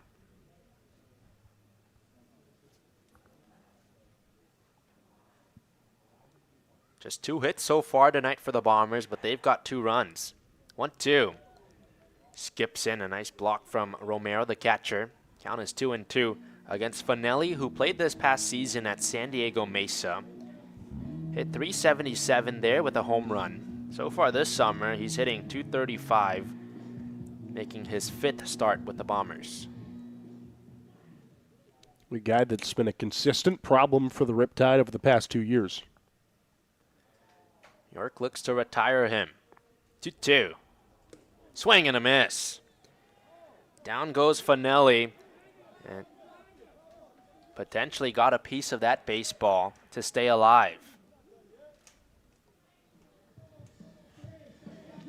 We're saying it was a foul ball. Now there seems to be some sort of discussion here between the first and home plate umpires, Robert Tino and Jerry Howard. So Howard, the home plate umpire, is calling for a discussion here as to whether or not Finelli got a piece of that baseball. Looked like a clean strikeout from our view up here right behind home plate, but we'll have an umpire discussion to see if it's an out. It's a quick discussion. And they're going to call it a foul ball. So Finelli stays alive. The count is 2-2. Oh, if he got a piece of that ball, he grazed that baseball. Well, you know, with no replay review, the umpire's not going to overturn his call. So it's second chance here for Gianluca Finelli. 2 from York. Skied in the air towards right field, racing over it. It's Sable, and he makes the catch in foul territory for out number 1. So Finelli is retired in the end, and up comes Aiden Harrison. Well, we're up here in the press box. You and I made a scintillating discovery back in between the 4th and 5th innings. There was a fly ball out towards center field. I couldn't see what happened. Turns out it was an out. There's a glare here in the press box when the lights are on, but we had the genius idea to turn the lights off, and it felt like that scene from Stanley Kubrick's 2001 when man finds Tool for the first time and they're all celebrating. That's how great of a discovery this is with the lights off here. What a view we have of Great Park. You're a big fan of the lights off, I can tell. I am. Here's Aiden Harrison. He takes a ball, 1-0 count. Yeah, big shout out to Taylor Nolan, our producer, turning off the lights. I will say it is a lot better. It's made our lives a lot better as well. Second summer here. I can't believe we didn't think about that before. 1-0. Rolled on the ground, a short. Curry has it. Flips to first, and Sabo hauls it in for out number 2. Well, I said it was my idea, but I'll give you credit too because you're in here with me. Well, Taylor was the one that actually shut off the lights, so I think it's her well, doing I'd that. say she's definitely the more resourceful of us three, Okay. being our producer, which is good. We need resources up here. Jet Grossart's up. He's been walked twice today as that pitch flies by Romero. Nobody on. 1-0 count. Shout out to Taylor, though, who's really been holding it down up here all season, producing this stream. Thanks to her. Thanks to Mike as well, our camera guy. He's up here shadowing production as well. Yeah, best crew in the CCL. Hands down. 1-0 count against Grossart. Pitch from York. Outside, 2-0 count. Grossart is out of Nebraska. He played against the Saints last night. He was 1 for 2 with a run scored and a walk. The Bombers lost 9-1 in Pasadena against Arroyo Seco last night. They're actually losers of their last 5 matchups. 2-0 sails in for strike 1. It's been that type of season for the Bombers. Their one win is against the Barons. That was a 12-5 ball game. Right now they're in this one, 2-2. Pitch from York. And there's strike 2. The count is 2-2. I just see the home plate umpire call for a strikeout on the second strike. That also surprised me, which is why I second-guessed myself. And the count is full against Grossart. You saw that too, though, right? Okay. Well, Grossart has had a good game. He scored 1 of 2 runs for the Bombers tonight. He's been walked twice. He also has a stolen base. Lefty awaits the 3-2 from York. Here it comes. He fouls it off. It's interesting to see the Bombers staying alive here so late. They put together a good battle, too, the last time they played the Riptide. But despite the 1-8 record, they're a team that can still play. It feels like all of these CCL teams are competitive, except for maybe the Philippines.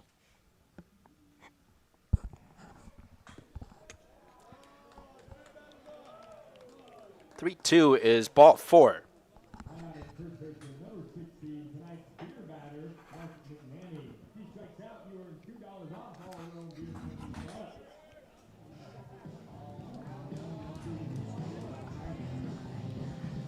So Grossart's on with his 3rd walk of the day, and here's McNaney. I like what I've seen so far from York. Of course, he gave up the walk with 2 outs, but it's been a solid inning for him. And he still hasn't given up a run in his time with the Riptide. He's a good pitcher.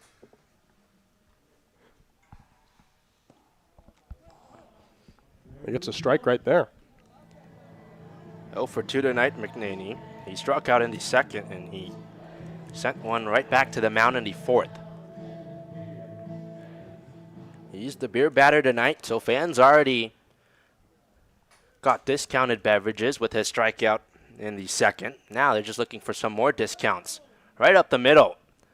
Curry has it, the shortstop. He delivers to first. That's out number 3 to retire McNaney.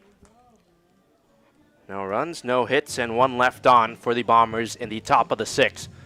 Bottom half of this inning coming up, the Riptide have Marsh, Boudreau, and Curry when we come back.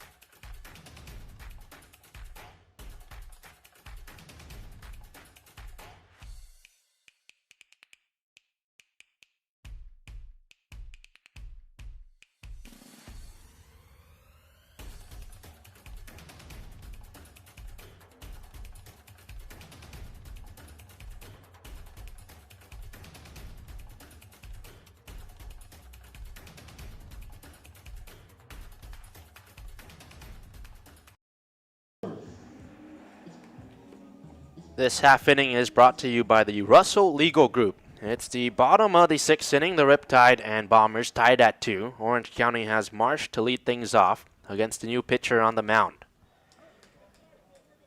Sam Birchie's first pitch is a strike. Birchie actually has played against the Riptide twice already this summer. The last time he played them was on June 10th. That was a start, and he was credited with a loss. 0-1 from him is fouled off. It's an 0-2 count against Tatum Marsh, who's 0 for 2 tonight. In his start against Orange County, he went 3 innings, gave up 3 hits, a walk, and had 4 strikeouts. 0-2. Tapped back foul. Well, he was in good form last time against the Riptide. I look to keep that up here tonight. It was a good 3 innings of work for Murdoch Taylor. Didn't give up a run despite the 5 walks he allowed, so Birchie will hope to keep those zeros on the board for the Riptide, who haven't scored since they went up 2-0 in the second. 0-2, swing and a miss from Tatum Marsh. He strikes out for the 2nd time tonight. And if you combine Braden Davis's outing with Sam Birchie, the Bombers have struck out 3 straight. Yes, they have. Romero and Woodson to end the last inning and end Taylor's day. Or rather, Davis, excuse me. And then Tatum Marsh, who strikes out here. Up comes Bradley Boudreau. He was walked in the 4th. Riptide haven't scored, like you said, Avi, since that 2nd inning. Birchie fires a pitch in the zone for strike number 1. He plays his college ball out of Lewis and Clark, making his 4th appearance this summer. .450 ERA in 6 innings pitched. 0-1. Popped up over the head of the third baseman. It's down in the left field for a base hit. Nice job from Bradley Boudreau. The Riptide have a hit here in the 6th. And it's finally the first hit for the Riptide since they scored back in the 2nd.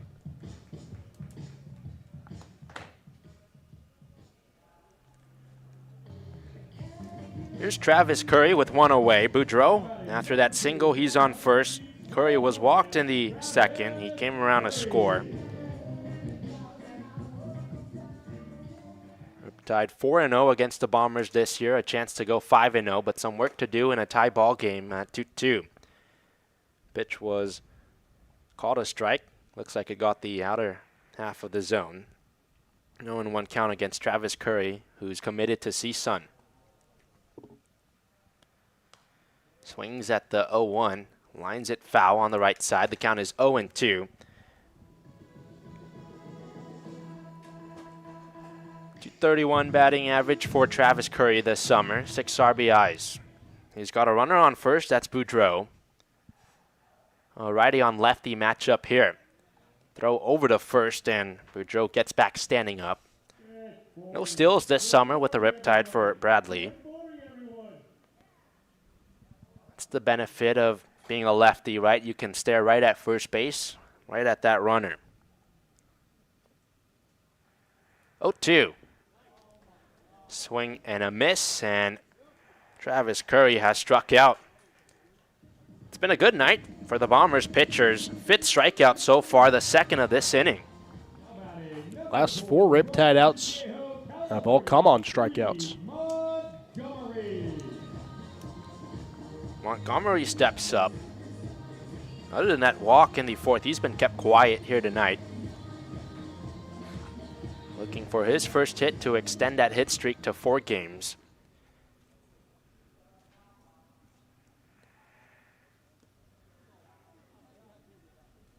Strike 1 there from Sam Birchie.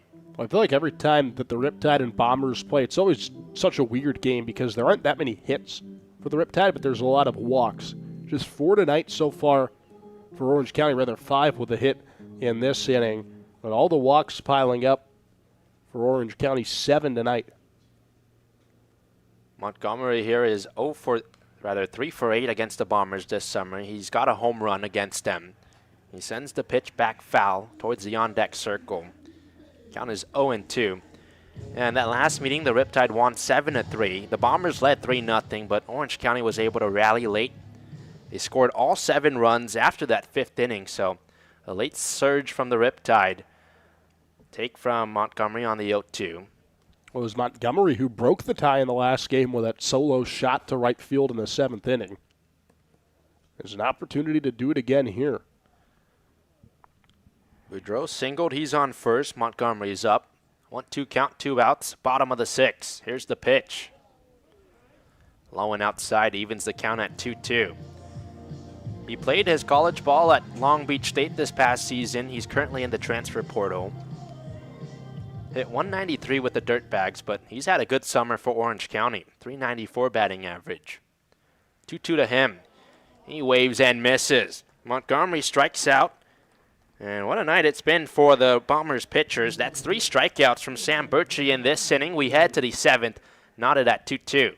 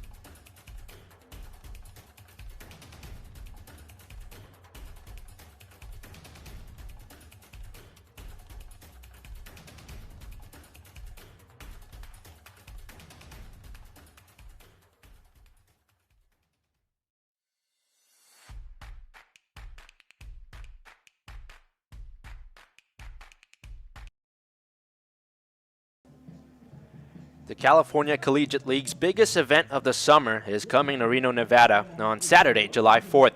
The 2026 CCL All-Star Game will bring together the league's top players and future professional prospects at Greater Nevada Field, home of the Reno Aces. Following the games, fans will enjoy a spectacular fireworks show as part of the America 250 celebration. To purchase tickets and learn more, visit calsummerball.com. It's the top of the 7th inning here at Great Park. The Riptide and Bombers tied at 2. Aiden Pham alongside Avi Singh with you. Sean York is back out there for another inning of work. Bombers have Joey Doscasil, Jackson Summers, and Grayson Wren due up 7, 8, and 9.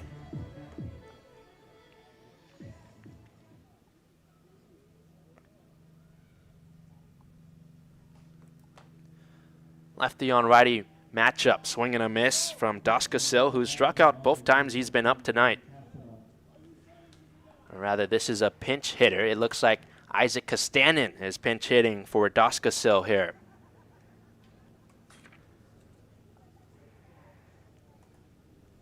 On one the count against him.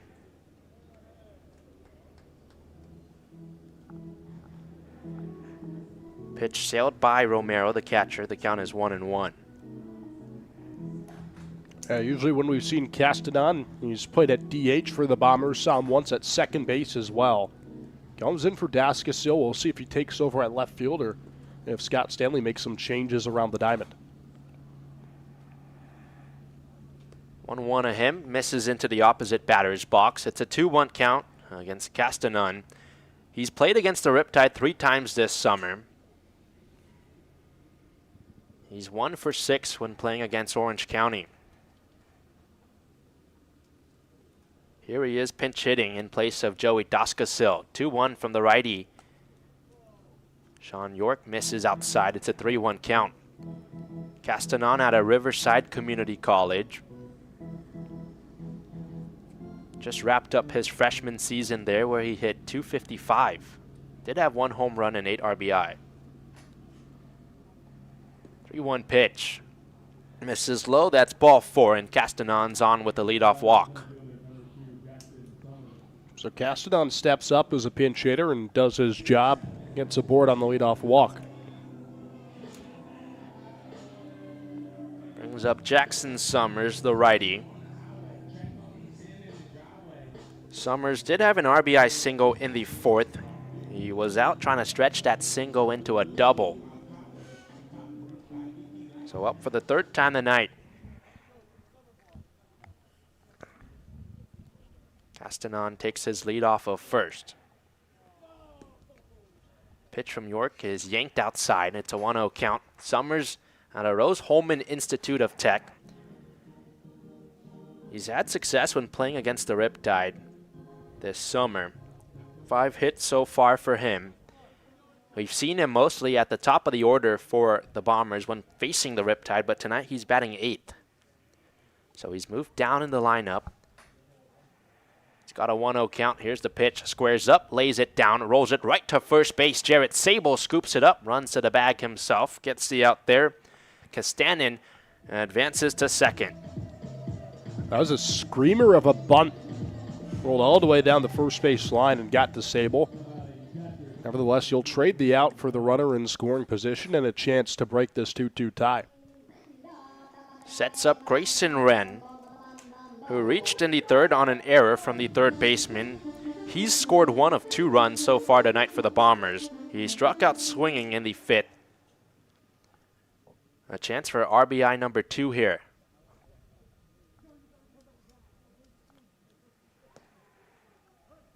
York deals a strike, 0-1 count. 222 batting average, no home runs, 1 RBI on the summer for Wren out of Regis.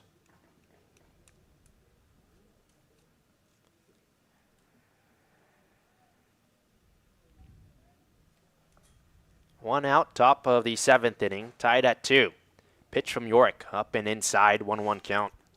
Wren is the third Bombers catcher we've seen this season. Dylan Towning, Truett Ross, the other 2 for San Diego, and now Wren out here against the Riptide tonight. Definitely have a lot of depth at catcher, the Bombers do. See if Wren can come through for them. Trying to take their first lead of the ball game. He swings and misses through the 1-1. It's 1-2. Inning started off with Castanon, who was walked. He's on second. Grayson Wren, the catcher, is up. And the righty waits the 1-2 offering from Sean York in his second inning of work. Pins the glove towards the belt, fires the 1-2. Swing and a miss. Big strikeout from Sean York to retire Wren, and that's out number 2 of this 7th inning. Yeah, first strikeout of the night for Sean York. 2 Ks now on the day from Grayson Wren. 7th in total for the Riptide pitchers. And the top of the order is up. It's Dylan Martin, the shortstop. Martin, one of 3 lefties in the lineup tonight for Scott Stanley.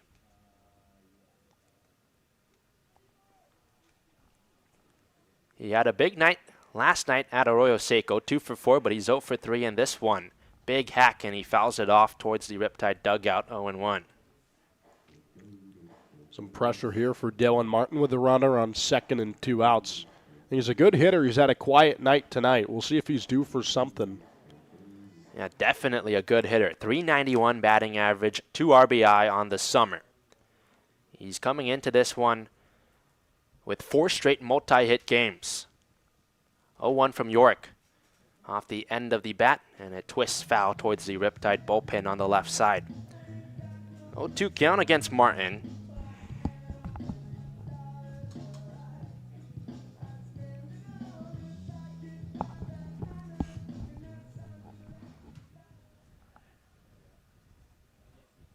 Bright red batting gloves holds that black bat in the hands of Martin. Runner on second, Castanon. Pitch. Fouled into the screening. Count remains 0-2. I have to say I appreciate the different jerseys that the Bombers bring each time. I think these powder blues are my favorite. Kind of look like the St. Louis Cardinals old throwback road unis, but they also have the navy, the red. We've seen the black as well. Good variety from the Bombers. I would say they have one of the best uniforms, as the 0-2 is in the air and it's fouled off on the left side. I would say the Bombers have one of the best uniform combos in the CCL. They've got, like you said, these blue unis tonight, the navy ones, the red ones. How many combos do they have? I believe we've seen 4. 4 different options for the Bombers. That's impressive for a summer collegiate team. Riptide in their home unis tonight, the white ones. 0-2. Martin got a piece of that one. He sends it back. Long battle here between Dylan Martin and Sean York. Martin looking for his first hit of the night. Bombers limited to just 2 hits so far. They do have 2 runs though. They've got Castanon on second, and Martin's the batter. Sean York looks for out number 3 of this 7th inning. Kicks and deals. Hard hit on the ground at second base. Barth scoops it up, throws on a first. That's out number 3.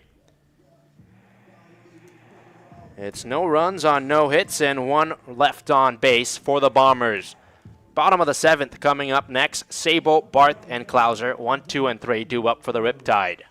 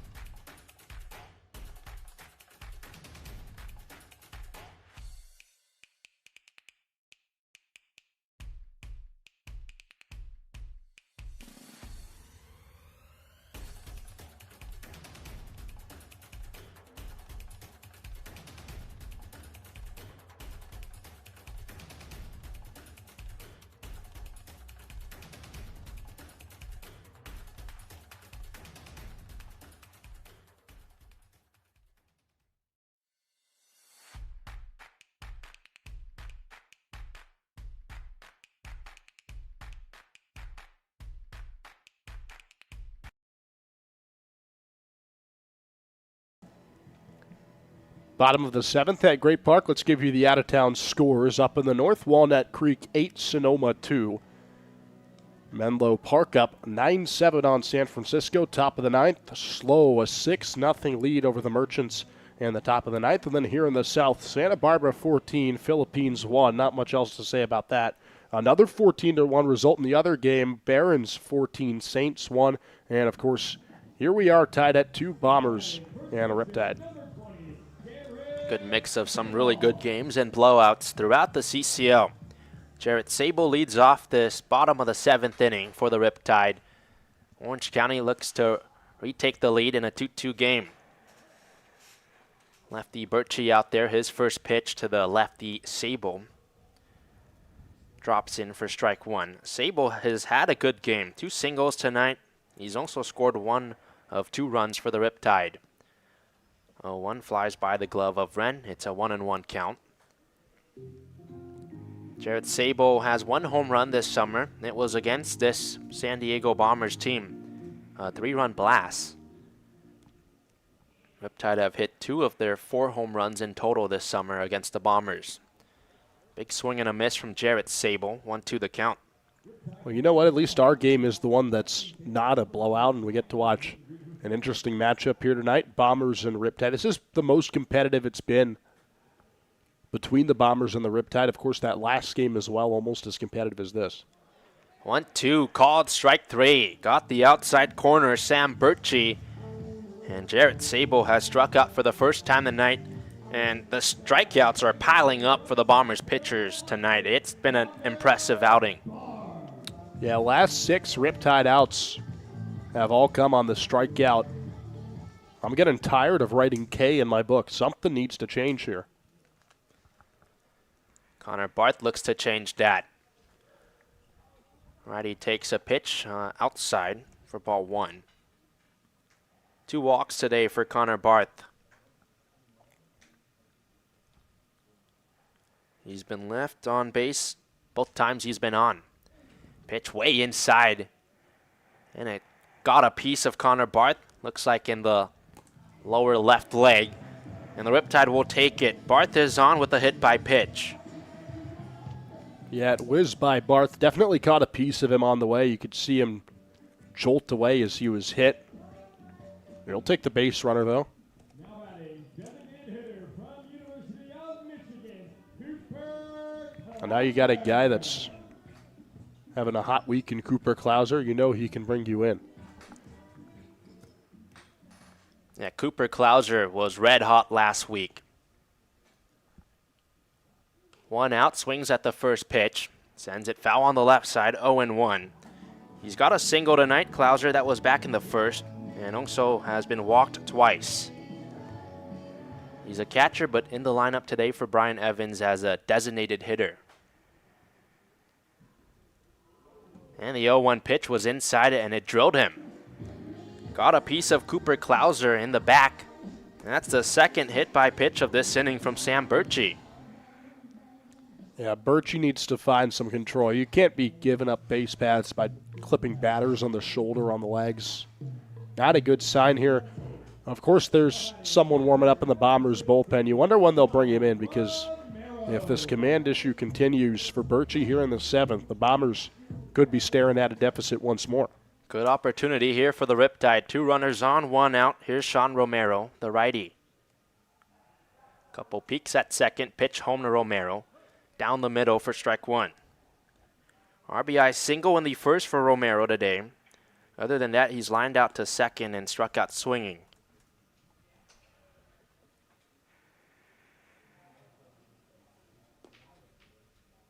.300 batting average with the Riptide for Sean Romero. 0-1. Waves and misses. That's strike 2. Yeah, Sean Romero from Villa Park High School, one of 3 Riptide from there. Nate Pone and Tommy McGuire, teammates at Villa Park. McGuire got to pitch on the mound to Pone yesterday, who was catching him. That was a cool thing to see, the high school reunion between 2 longtime friends. Yeah, a lot of Villa Park guys on this team. As the 0-2, Sean Romero swings and misses. He's down on strikes, and that's the 8th strikeout of the night for the Bombers, and out number 2 of the 7th inning. Well, there hasn't been an out for the Bombers, not on a strikeout since the top of the 4th inning when Jarrett Sable flew out to Jackson Summers in center field. Every single out since then has been on the K. That's been impressive work from the Bombers pitching staff. We've got a pinch hitter here. It's Trajan Rogowski hitting in place of Zach Woodson. Woodson was 0 for 3 on the night. So here's Trajan Rogowski for the first time.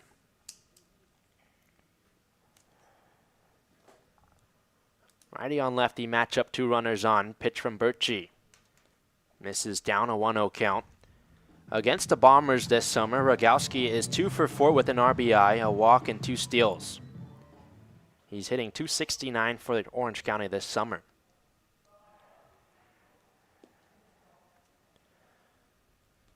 Tall lefty Birchie gets set. His 1-0. Fires it in. 1 ball and a strike against Rogowski, who played his college ball at Folsom Lake College this past season. He's committed to play at UConn. There's teammates there with Connor Barth, of course, roommates here this summer. Barth is on second. Klauser's on first. They were both hit by a pitch. 2 outs, 1-1. Misses low. It's a 2-1 count.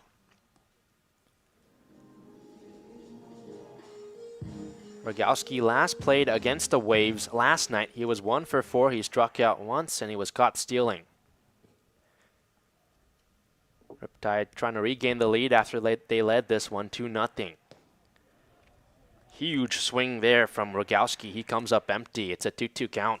Yeah, that's been the issue these last few innings for the Riptide. All these swings, but they can't connect on the baseball. And because of that, all those strikeouts are piling up for the Bombers. You just have to find a way to put the ball in play. 1 RBI on the summer for Rogowski. 2-2. Pokes it into the net behind home plate. Redo 2-2.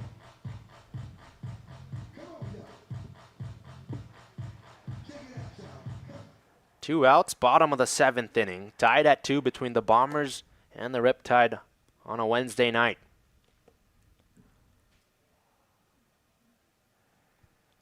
Birchie finds a sign he likes. His 2-2. Fouled off by Rogowski, who was able to stay alive. Redo 2-2. We know Rogowski is a solid option and a pinch hitter. He can find his way on the base paths. 500 OBPs, reached in half his plate appearances, so no surprise he's fighting here with a 2-2 count. Yeah, definitely a guy who knows how to get on. 2-2. Misses outside, and the count is full. Birchie has already hit 2 batters in this inning. That's the 2 runners on. It's Barth on second, Klauser's on first. Trajan Rogowski looks to come through for the Riptide in a 2-2 ball game with 2 outs in the bottom of the 7th. Payoff pitch. Both runners go. It's poked down the first base line to McNaney. He flips to the pitcher Birchie, and they get the out at first base. Huge play defensively for the Bombers there. No runs across for the Riptide on no hits, no errors, and 2 left on. It's tied at 2 as we head to the 8th inning here in Irvine tonight.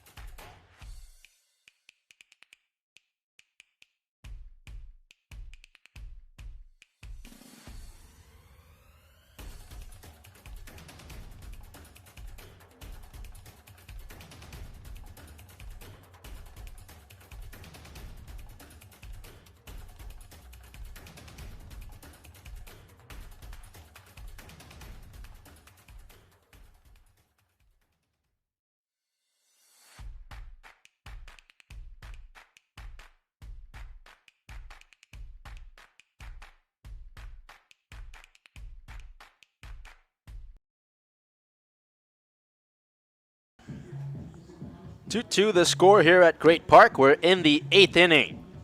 Riptide and Bombers, 5th meeting of the summer. Avi, what a game it's been. We've been knotted for what feels like a very long time at 2-2. Yeah, Riptide haven't led since the 4th inning when the Bombers tied it up at 2, but we've got Skippy on the mound, Brandon Weiland. He told us to call him Skippy. Says that he earned that nickname in high school after he kept calling his head coach Skip. So the righty Brandon Weiland's in the game. His first pitch to the lefty Jeremy Jones is low and outside for a ball. That's really his nickname, Skippy? Apparently it is. He went up to Sam Evans and I. He's like, hey, you guys got to say my nickname on air, Skippy. And we're like, what? He's like, yeah, Skippy. And we said, why is it Skippy? And he said, well, I used to call my head coach Skip. The guys caught on. They're like, do you want to be Skip? I said, sure. So they called me Skipper or Skippy. I didn't believe him at first. I thought he was just making it up to us on the spot. And then Tommy McGuire confirmed that this is indeed his nickname. 1-1 from Skipper is grounded. A short Curry has it, flings across, and that's out number 1, a retired Jones. I like that. I'm going to start calling him that more often. I think next time you go up to him, you got to say, what's up, Skippy? Maybe I will do that tomorrow. Up comes Gianluca Fanelli for the Bombers, the righty. RBI single in the 3rd tonight for him. Do you have a nickname? I guess Avi, because technically my name is Avi Raj, but nobody ever says that, and I hope that they never do. What was your name again? What was my name? Yeah, your full name. Avi Raj. Okay. Yes.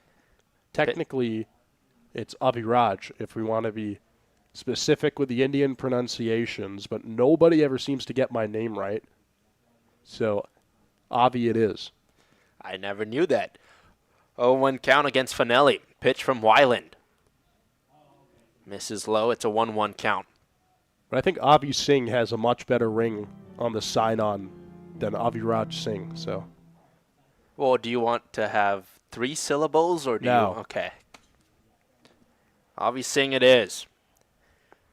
1 ball, 1 strike, 1 out. Gianluca Fanelli, the batter. Here's the pitch. Drops in for strike 2. I feel like the best broadcasters have 1-syllable names. Joe, Buck, Jim, Nance. Stephen A. Smith. Who said he's the best?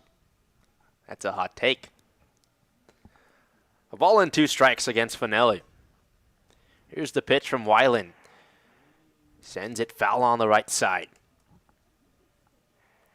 Fanelli out of San Diego Mesa. 235 batting average. Right now, the Bombers looking for him to get on. San Diego looking for its first win this summer against the Riptide. Bombers are 1-8 in CCL play. Losers of their last 5 matchups. 1-2 from Weiland. Popped up towards the press box, and it quite literally dropped on top of us.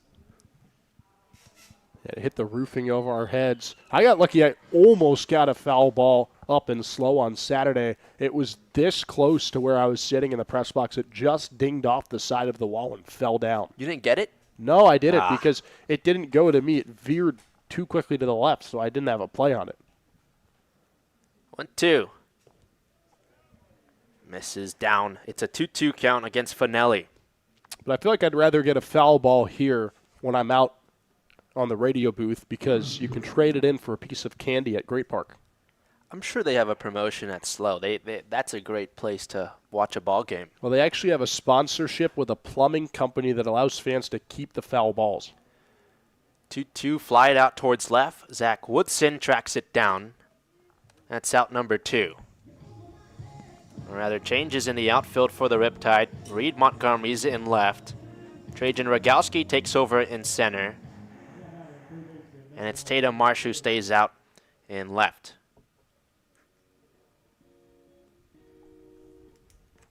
Yeah, it was Rogalski who pinch hit for Zach Woodson, so no surprise that he's still out there. Of course, usually in center field, Riptide would like to keep him there. Fanelli retired. There's 2 outs. And here's Aiden Harrison. Ooh, big swing from Aiden Harrison, who fell to his knees. I think you gave the announcer's jinx to Aiden Harrison because you kept hyping him up pregame He's over 3 tonight, and he just fell out of his shoes on that swing. Well, Aiden Harrison coming into tonight, he was batting .500 for the Bombers. He played at Regis this past season where he hit .337 with 11 home runs and 52 RBI. As the 0-1 pitch is a ball low, 1-1 count. So his numbers jumped off the page. I said I was looking forward to seeing him pitch. I might have said he's a dog. But I guess he's 0 for 3 tonight, so a guy who's due. All bark, no bite. 1-1. Another big swing from Harrison. He's swinging for the fences, 1-2 count. Yeah, I think he's trying to show you up right now and prove to you that he is a dog. He's just unable to do anything. Avi. He's coming off a good year. It was a second-team all-conference selection. He's also a Gold Glove winner at Regis. He was a talented ball player. He's just going to Long Beach State. 1-2, caught a piece of that baseball, sends it back. It's a 1-2 count. You could see why there. He caught up to that fastball right down the middle from Weiland. That had some heat on it. Harrison able to foul it back. Harrison is in his second summer playing with the Bombers. He played 6 games with them last summer. He hit .200. Here he is for the 4th time tonight. Blue bat in his hands as he 1-2. Skied out towards shallow right field. Reed Montgomery comes in, makes the catch. A 1-2-3 inning for Brandon Weiland. Bottom of the 8th coming up next. The Riptide, a chance to take the lead.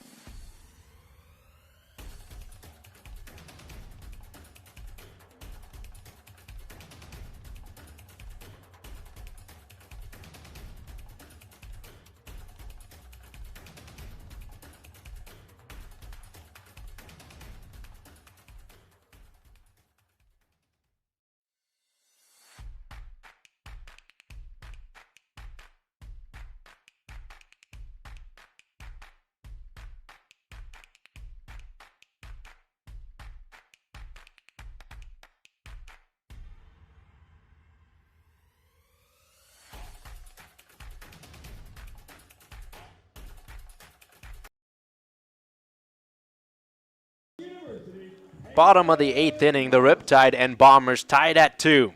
Tatum Marsh, Bradley Boudreau, and Travis Curry due up in this inning. 6, 7, and 8. New pitcher is Nolan Farley. Righty's first offering is in the zone for strike 1. Tatum Marsh is 0 for 3 tonight, 2 strikeouts. Farley is currently in the transfer portal. He spent this past season at UC Santa Barbara. His 0-1 is fouled off by Tatum Marsh. It's an 0-2 count. Spent this last season at UC Santa Barbara. He didn't play there, so he's currently in the transfer portal. Before coming to UC Santa Barbara, Farley spent his freshman year at Ohio State. 0-2. Sent foul by Marsh towards his own dugout. Count remains 0-2. It's the 5th appearance of the summer for Farley. 7.20 ERA in 5 innings pitched. 0-2 pitch from him. Smacked foul towards the parking lot on the right side. Count stays at 0-2. Farley this summer, he's been able to limit opposing batters to 118 batting average. Tatum Marsh is batting 182. Plants the 0-2 foul. Riptide through 10 home games have only batted once in the bottom of the 9th. It was on Sunday in the loss to the Barons. So They'll hope to get some runs here in the 8th and make sure they don't have to come up in the 9th and hopefully walk out of here with a win. Marsh leads off this 8th inning for the Riptide. His 0-2 pitch is in the air, out towards right center. Ranging over is the right fielder Finelli, who makes the catch for out number 1.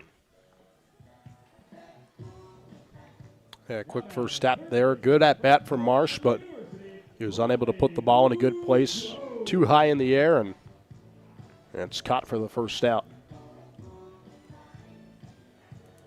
Bradley Boudreau comes up. He singled the last time he was up. That was in the 6th inning. We're in the bottom of the 8th. 2-2 the score between the Riptide and the Bombers. 18th game of the summer for Orange County. Lefty Boudreau takes a pitch low and in for ball 1. Farley's pitched against the Riptide this summer. He went an inning with a strikeout on opening day, no runs. 1 away, bottom of the 8th, 1-0 pitch.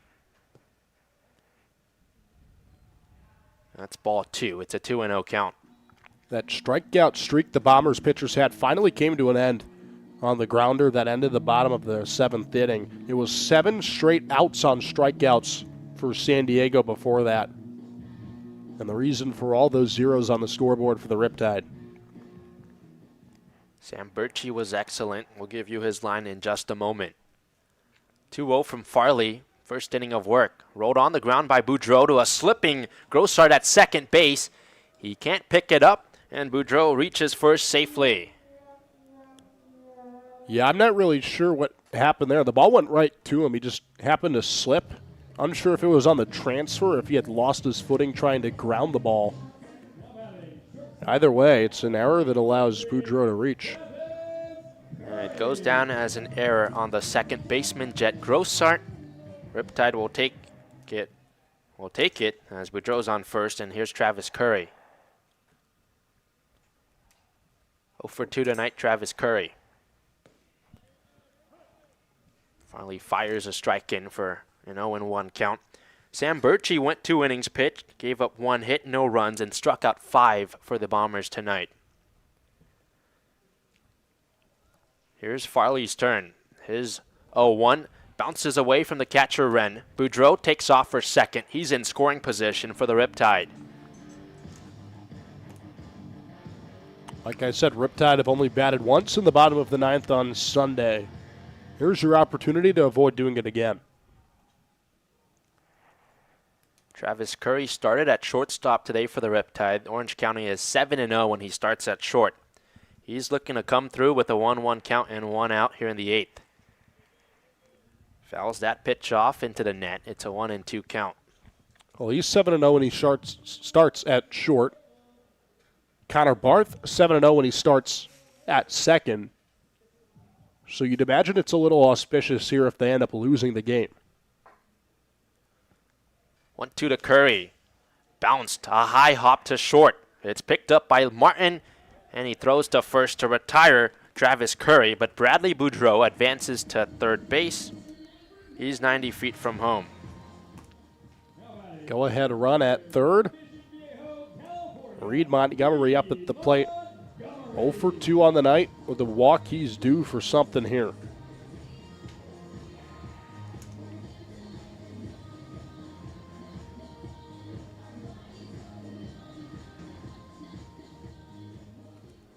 Two outs, bottom of the 8th inning. Runner 90 feet from home for Reed Montgomery. Pitch from Farley, taken by Montgomery. Paints the edge of the zone. That's strike 1. Montgomery's 0 for 2 today, a fly out and a strikeout. He was on once. That was via a walk in the 4th. Boudreau is on third after he reached via an error. 0-1. Misses low and outside, a 1-1 count. There's a fan downstairs wearing an orange jumpsuit and a Riptide hat. Maybe they brought the rally orange out here for the 8th inning. Riptide certainly looking to rally. 1-1. Montgomery takes a strike. It's a 1-2 count. Big pitch coming up. 1 ball, 2 strikes, 2 outs. Bottom of the 8th inning. Riptide have a runner on third.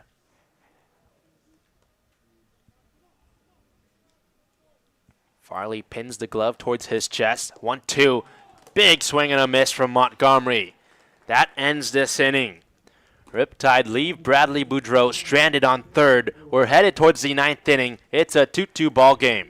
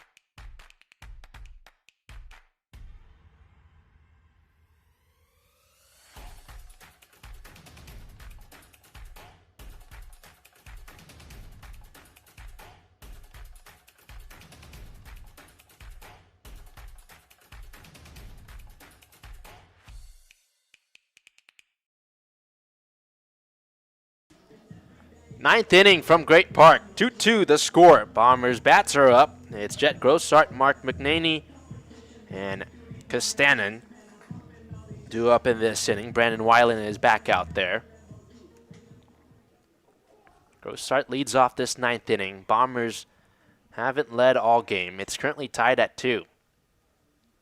Weiland's pitch. That's a strike, 0-1 against the lefty Grossart. We found out who the orange guy was. And the Braves have the Beat the Freeze race with the Freeze. He's always in his tracksuit. This was the Beat the Freeze Riptide edition. And the orange guy was the Freeze. Oh, one misses down. It's a 1-1 count. I will say the Freeze was very fast. Yeah, he ended up outrunning the poor kid. By a lot. A mile-long head start, too. 1-1 a Grossart. Way outside. 2 balls and 1 strike. Riptide batters couldn't outrun the strikeout. Unfortunately, that's why we're still stuck here in the 9th, tied at 2.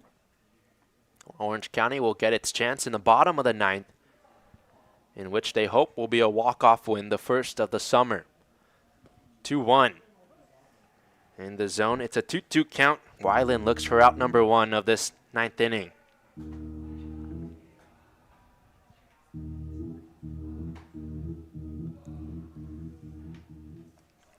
Three walks today for Weiland. Ropes that ball to first base. It's gloved by Jarrett Sable, who runs to the bag to retire. Jet Grossart. Huge play from the first baseman, Jarrett Sable. Well, he's had some excellent plays over there at first. That liner to start the game when he had to leap up and make the grab, and now this play here in the top of the 9th inning. It's been a good day defensively for Jarrett Sable over there at first. Just his 3rd start all summer at first base for Sable, and he's looked good. Mark McNaney steps up. Swings at the first pitch. It's over the press box, foul, and an 0-1 count. McNaney is 0 for 3 tonight. Strikeout, grounded out to first, and grounded out to the shortstop. 0-1 count against him. Pitch from Weiland. Swing and a miss. 0-2 the count. I have to say, I rock with the Stars and Stripes arm sleeve that McNaney has out there. That is very clean. I do like that. Supporting Team USA tomorrow against Turkey. 0-2, swing and a miss from Mark McNaney, and that's out number 2 of this 9th inning. Well, Skippy's dealing out there on the mound. 5 straight outs since Weiland has come on for the Riptide. 8th strikeout of the night for the Riptide. And here's Isaac Castanon. He pinch hit for Joey Doscasil in the 7th. Was walked. Now he's up for the second time. 2 outs. First pitch from Weiland to the lefty. Drills it into left field. Ranging over and a diving grab by Tatum Marsh. What a play in left field. Laying out. And that's a 1-2-3 inning courtesy of Tatum Marsh. Bottom of the 9th coming up next. Tied at 2, the Riptide. A chance to walk it off. They'll have Jarrett Sable, Connor Barth, and Cooper Klauser 1, 2, and 3 when we come back.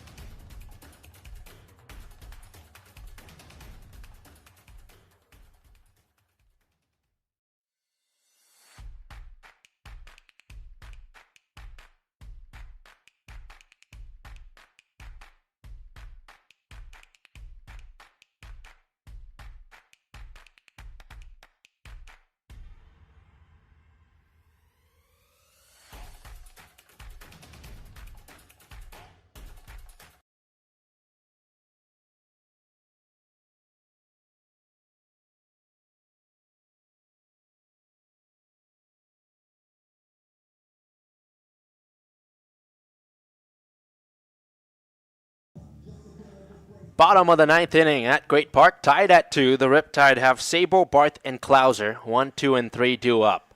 Farley back out there. His first pitch to the lefty, Sable, is a ball. It's a 1-0 count. The Riptide trying to walk it off for the first time this summer. And with a walk-off situation, I'd say those are probably the 3 hitters you want at the plate right now for Orange County. Sable's got 2 hits in this game. 1-0 to him. Low and outside. 2 balls and no strikes. 2 singles for Jarrett Sable, also a stolen base and a run scored. His second multi-hit game of the summer. 2-0 pitch from Farley. Missed away, that's ball 3. Well, Jarrett Sable leads the team in RBI, walks, and extra base hits. He's leading off for the first time this summer. 3-0 pitch. In the zone for strike number 1. No surprise there. Fastball in the 3-0. Farley just trying to stay alive and prevent a leadoff base runner. 3-1 pitch down the right field line. McNaney has it, throws to his own pitcher. In time to get Sable out. It was just a great defensive play at first by McNaney to turn around and throw it over to first as his momentum is going back. You really can't do anything there. First out of this 9th inning. Here's Connor Barth. Barth has been on 3 times today. 2 walks and a hit by pitch. He's been left on base all 3 times.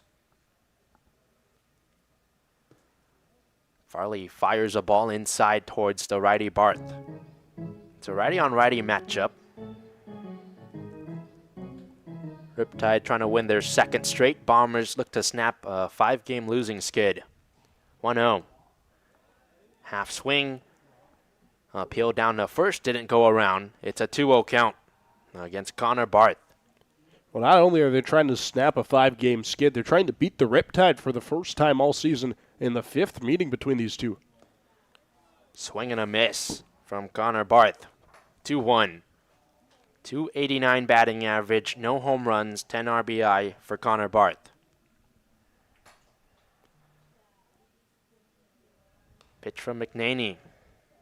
Pumped back foul. It's a 2-2 count.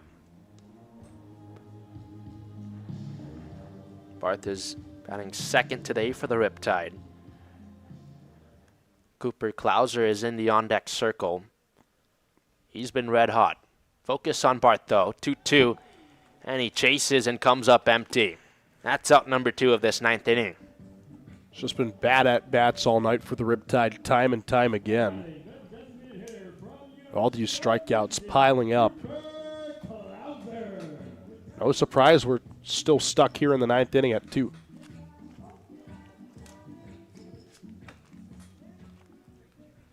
Two outs. Here's Cooper Klauser, the CCL hitter of the week. Lefty stares at a pitch miss outside for ball 1. If there's somebody that can break this offensive skid that the Riptide have been in, it's Klauser, who's reached in every single plate appearance. Lifts the 1-0 back foul. It's a 1-1 count. Klauser's also been on all 4 times he's been up tonight. Single in the first, 2 walks, and a hit by pitch.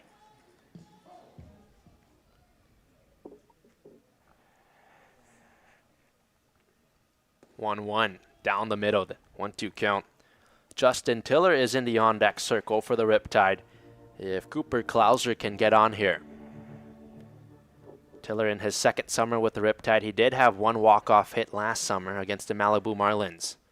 1-2 home is into the opposite batter's box, evens the count at 2-2. Well, that means Sean Romero is out of the game. We'll see who the Riptide bring on as their catcher. More likely than not, it would be Noah Neufeld. 2-2 from Farley. And a swing and a miss from Cooper Klauser. 2 strikeouts in the 9th inning for Nolan Farley. We're headed towards extras in Irvine tonight. It's a 2-2 ball game. Top of the 10th inning coming up next.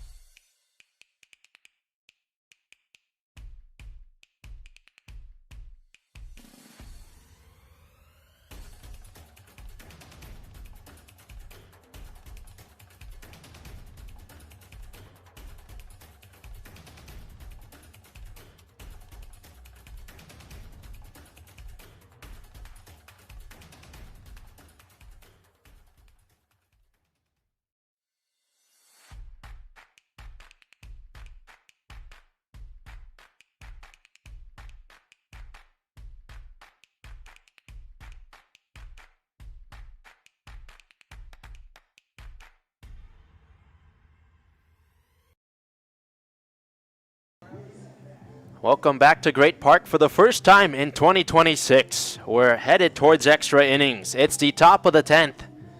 And the Riptide and Bombers are tied at 2. Per CCL rules, in extra innings, both teams will start with a runner on second. Drew McNear is the runner on second base for the Bombers. Jackson Summers is the batter to start things off.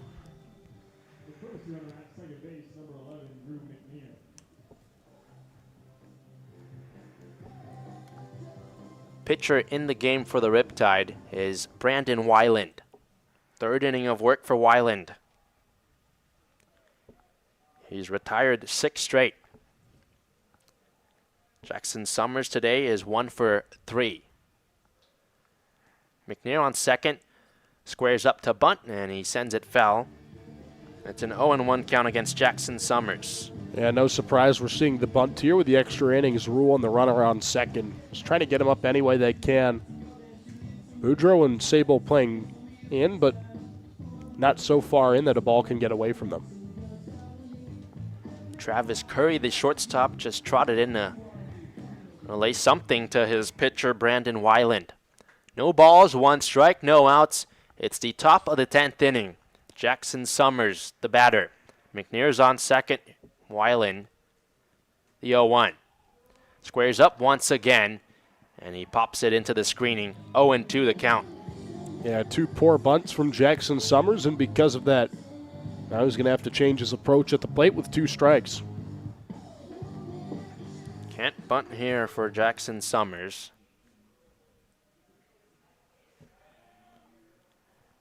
Brendan Weiland looks for out number 1 here in the 10th. Glove in front of his chest for Weiland. A peek at second, pitch home, swing and a miss. Big strikeout from Brandon Weiland to start this 10th inning. That's why Weiland's still in the game. He's been hot out of the bullpen. All 7 batters he's faced retired. Nobody even warming up in the Riptide pen, so Brian Evans has full trust in Skippy. First extra inning game for both teams tonight.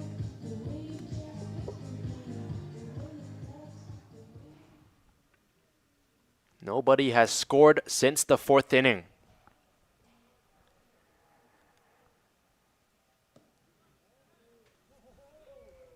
Grayson Wren is now the batter. He takes a ball. It's a 1-0 count. Renaday reached on an error in the 3rd. He came around a score. He struck out twice.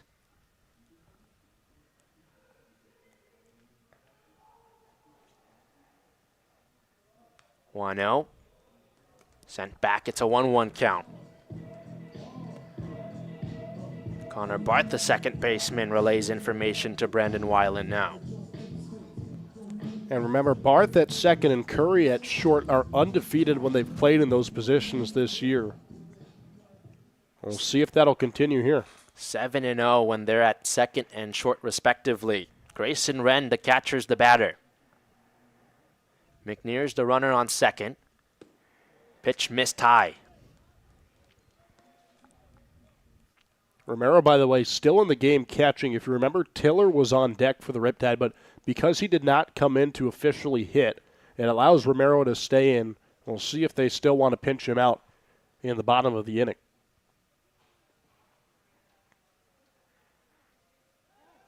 Weiland steps off.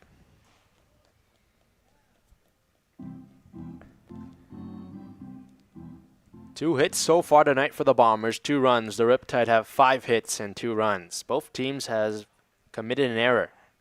2-1, way high, a nice grab from Romero. It's that error that's costed the Riptide, right? 2 runs on the board for the Bombers on 2 hits, only 1 of them earned. Had that not been an error, we'd be looking at a very different ball game right now, and one that would probably be over. Mistakes have proven to be costly for the Riptide tonight. 3 balls, 1 strike, 1 away. Top of the 10th. 2-2 ball game. Pitch missed outside. It's a walk issued to Grayson Wren. So 2 runners on. Wren's on first. McNear is on second. And up comes Dylan Martin. The way that this team has operated all season interests me because you get the big win in Santa Barbara. You have blowouts against Conejo, the back-to-back champs, and Slow, who was on a 13-game win streak. But here you are in a battle with the San Diego Bombers in the 10th inning. You lost to Arroyo Seco. You've lost 2 to the Barons. It's been a roller coaster of a season so far for the Riptide, even with that first-place playoff spot. Timeout called by Sean Romero. The count is 1-0. He's out there to talk things over with his pitcher, Weiland. Dylan Martin is 0 for 4 today. What a time it would be for him to get his first hit. It's runners on first and second for the Bombers. Wren on first. McNear on second base. Still nobody up in the Riptide bullpen. You wonder if it's a mix of who is hot today and ready to go and the amount of confidence that Evans still has in Brandon Weiland here. Riptide looking for 2 outs from Brandon Weiland right now. His 1-0 pitch is sent foul on the left side. Makes the count 1-1. Fourth appearance of the summer for Brandon Weiland out of Utah Tech. He's pitched against the Bombers once this summer. That was all the way back on opening day. He went an inning, no runs. It was a 1-2-3 inning. 1-1. Blooped in a left. It's down for a base hit. Stop sign put on at third for McNear. Bases loaded after the single from Dylan Martin with one out here in the 10th.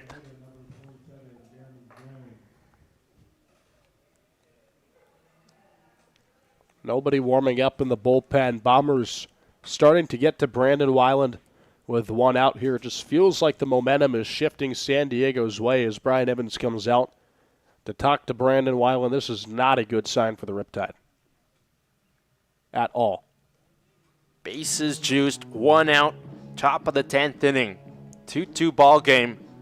Brandon Weiland gets a mound visit from Brian Evans. Entire infield comes in. Jeremy Jones is due up. Bombers have not led this entire game, and right now they're knocking on the door.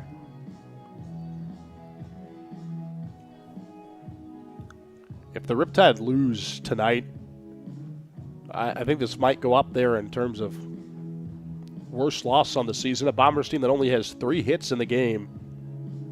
All those strikeouts that piled up against the Riptides, an error on the board that allowed the first run to reach. Has not been the best day of baseball if you're Orange County. Yeah, it's been that type of game for the Riptide. Weiland looking to persevere and come through, though. Mound visit is over. Martin on first, Wren on second, McNair on third for Jeremy Jones, the lefty designated hitter. Pitch from Weiland, missed outside, ball 1. Yeah, struggling with command here. High pitch count for Weiland, not a guy that usually goes too deep. Around 35 pitches now on the mound for him. Nobody warming up in the bullpen like you pointed out, Avi. 1-0. Low and outside, 2 balls in, no strikes. And now, finally, there's some movement in the Riptide bullpen. Yeah, last thing you want to do here is give up an RBI walk and not even get an out. Looks like Doug Crystal's out there for Orange County in the pen. Tough situation. Bases loaded. 2-0 count. The pitch. Weiland finds a strike. It's a 2-1 count against Jeremy Jones, who's 0 for 3 today. He reached once. That was via a walk all the way back in the first inning. He's pitching low, clearly trying to go for a double play ball here. 2-1. That pitch was way high. And it's a 3-1 count.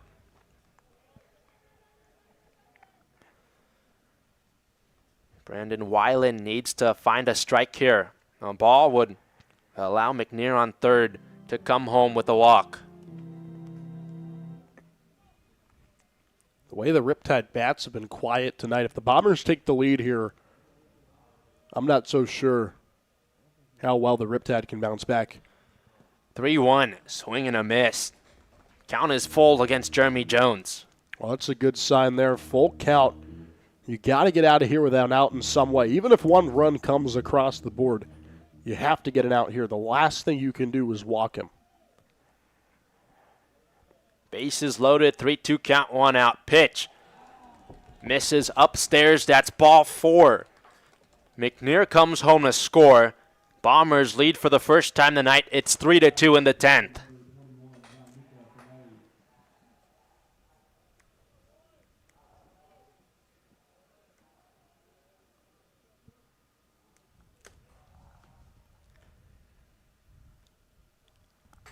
Here's Gianluca Finelli.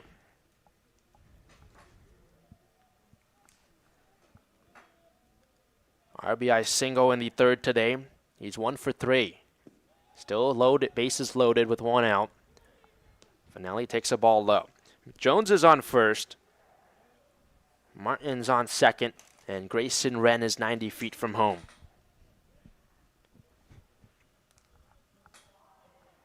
Brandon Weiland out there on the mound looking for out number 2. His 1-0. Flared foul on the right side. 1-1 count. Well, we mentioned multiple times tonight how Finelli has been a thorn on the side of the Riptide. Right now he's got a chance to really be a thorn on the Riptide side. Yeah, if he can get some runs in here, you just add on to that mantra. 1-1, pokes it right back in front of home plate. Weiland slips, And Wren scores from third. Everybody's safe. And it's 4-2 San Diego in the 10th inning.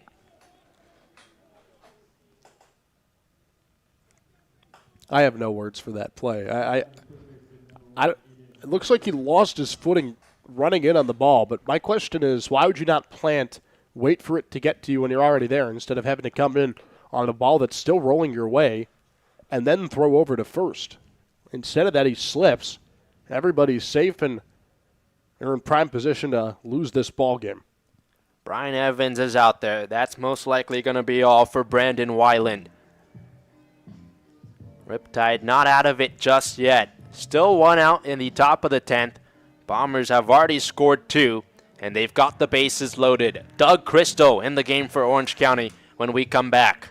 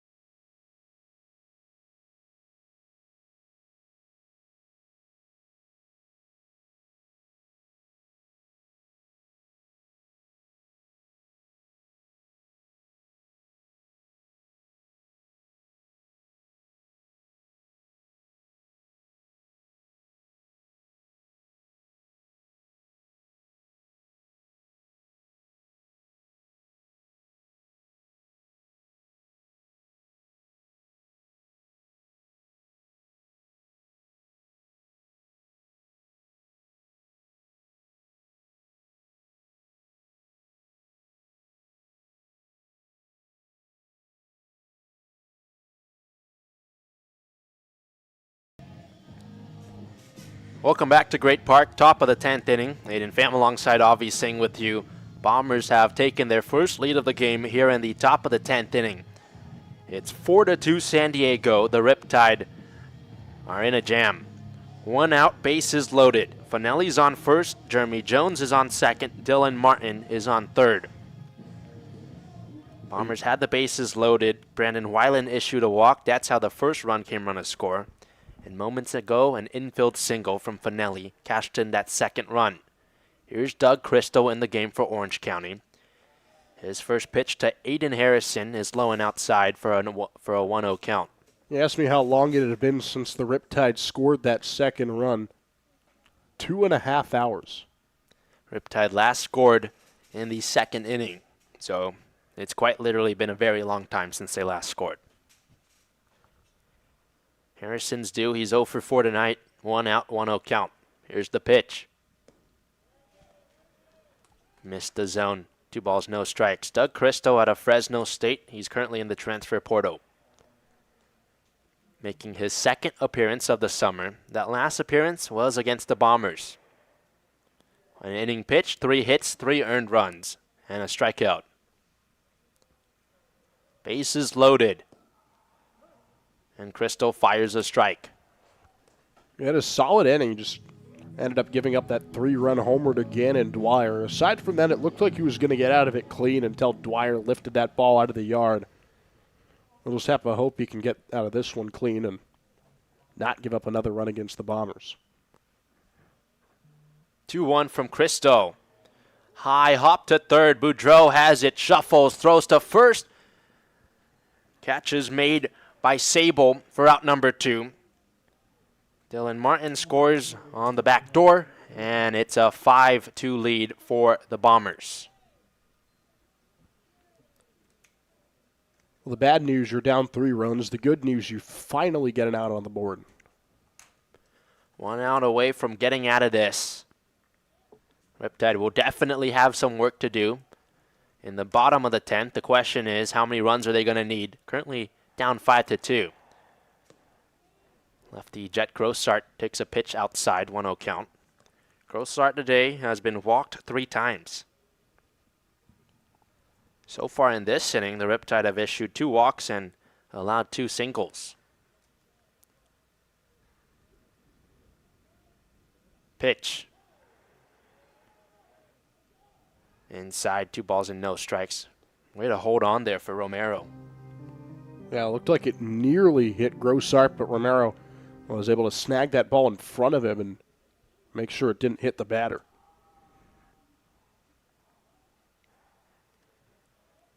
Hovers that bat over his red helmet. 2-0. Lifts it up, and it's foul on the left side. Count is 2-1. We were talking about how good of a start it was for the Riptide. 2-0, but then the bats just went cold. Bombers were able to tie it up at 2-2 in the 4th. And here in the top of the 10th, they've scored 3 runs so far. 5-2 the score. Pitch is fouled off once again, 2-2 count. A bases loaded opportunity in the first inning for the Riptide. Only 1 run coming across to score. You wonder what would have been had they not gotten 2 quick outs in the infield to make sure that none of those other runners could come in. Runners on 2nd and 3rd for the Bombers. Grossart's able to stay alive. He fouls it into the net behind home plate. The count remains 2-2. Jeremy Jones is the runner on 3rd. Finelli is on 2nd.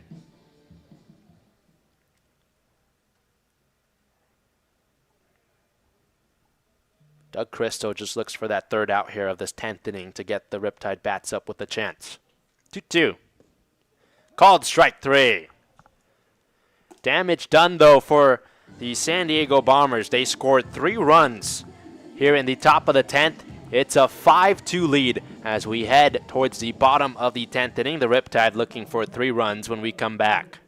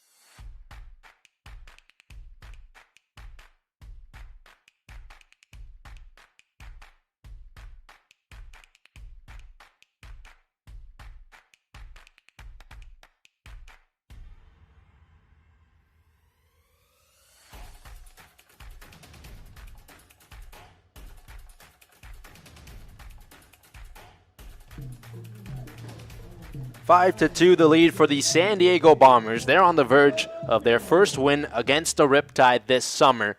Orange County 4-0 when playing the Bombers. Right now they're looking for 3 runs. Cooper Klauser is the runner on 2nd base to start this inning. Sean Romero is up. He takes a ball from Nolan Farley, who's back out there.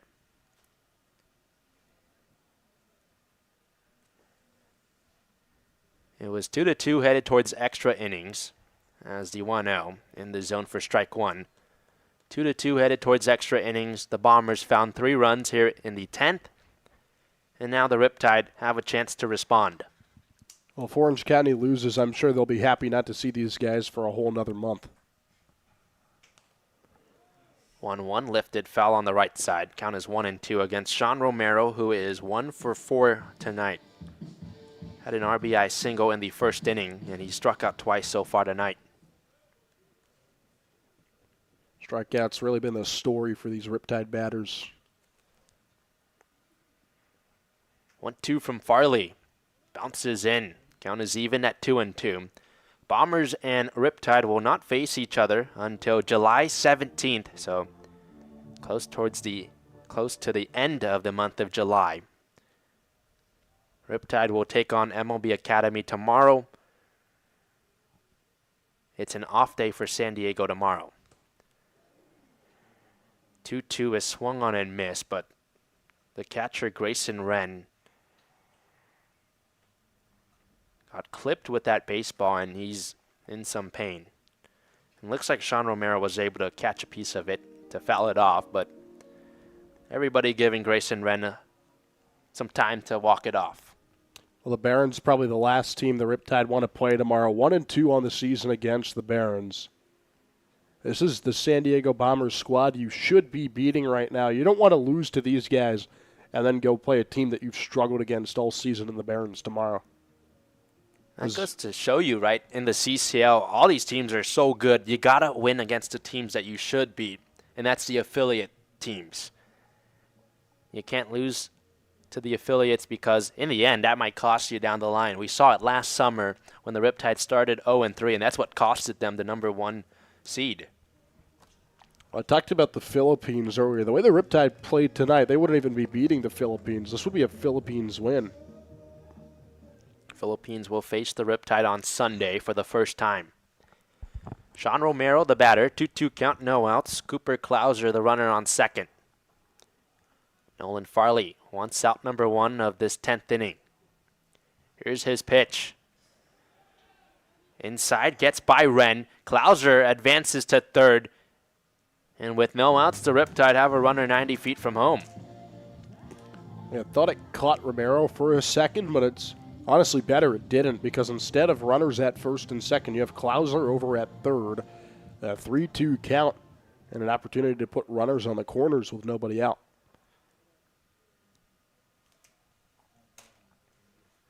3-2. Ground ball to short. Martin has it across the diamond to first. That's out #1, but Cooper Klauser scores the first run of the 10th inning for the Riptide. It's a 5-3 lead for the Bombers. Well, you have the run, but the bases are empty with one out. Now you really got to rally here. Called them the Rally Tide before. They showed flashes of it earlier in the season. Haven't seen the magic since then. We'll see if it can come back tonight. Trajan Rogowski, who pinch hit for Zach Woodson in the 7th. He's up for the second time. Farley deals a ball. In that 7th inning, Rogowski grounded out to first. Here he is in the bottom of the 10th inning. Bombers lead 5-3. 1-0. There's a strike. It's a 1-1 count. Justin Tiller is warming up, or rather he was warming up. Now he's not warming up. It's Tatum Marsh who's in the on-deck circle. 1-1 inside towards Rogowski. It's a 2-1 count. You're right, Avi. Riptide certainly looking to rally here in this bottom of the 10th. 2-1 home. It missed low, so it's a 3-1 count against Trajan Rogowski. And right now for the Riptide, you're just looking for base runners. Just get somebody on, anybody on. If you can do that, you should be in position to maybe get that rally started. Nolan Farley deals a strike. Count is full. Big pitch coming up. Righty on righty matchup. 3 balls, 2 strikes, 1 out. We're in the bottom of the 10th. Payoff pitch. Fouled off by Rogowski.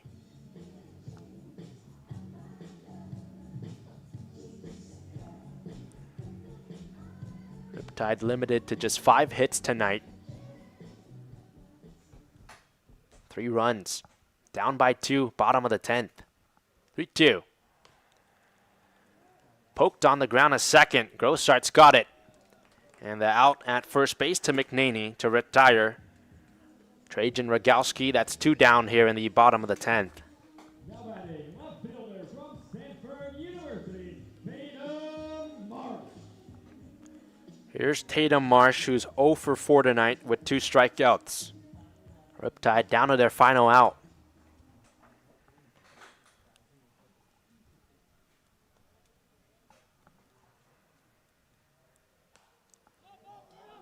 First pitch is popped up on the right side. Nolan Farley makes the catch, and that's the ball game. San Diego wins in extras 5-3 against the OC Riptide. It's their first win of the summer against Orange County, and the Bombers are now 2-8 in CCL play. They snapped their 5-game losing streak. Orange County drops a tough one. They're now 12-5 and face the MLB Academy Barons tomorrow night. Before we sign off, any last words from you, Avi? Yeah, inexcusable loss. Really no reason why they should have lost this one tonight. 12 strikeouts, the glaring issue here, the error from Boudreaux that gave the the Bombers a run. This is not a team you should be losing to, especially if you have championship aspirations like the Riptide do. You just got to pack this one in the bag and play a Barons team tomorrow that you've struggled against. You better hope it's not back-to-back losses, because that would do some damage in the standings. Riptide will have their chance to bounce back. Granted, it's against a team that they've struggled against this summer. That'll do it for us here at Great Park. The final score, Bombers win 5-3 against the Riptide. Alongside Avi Singh, I'm Aiden Pham saying good night from Irvine.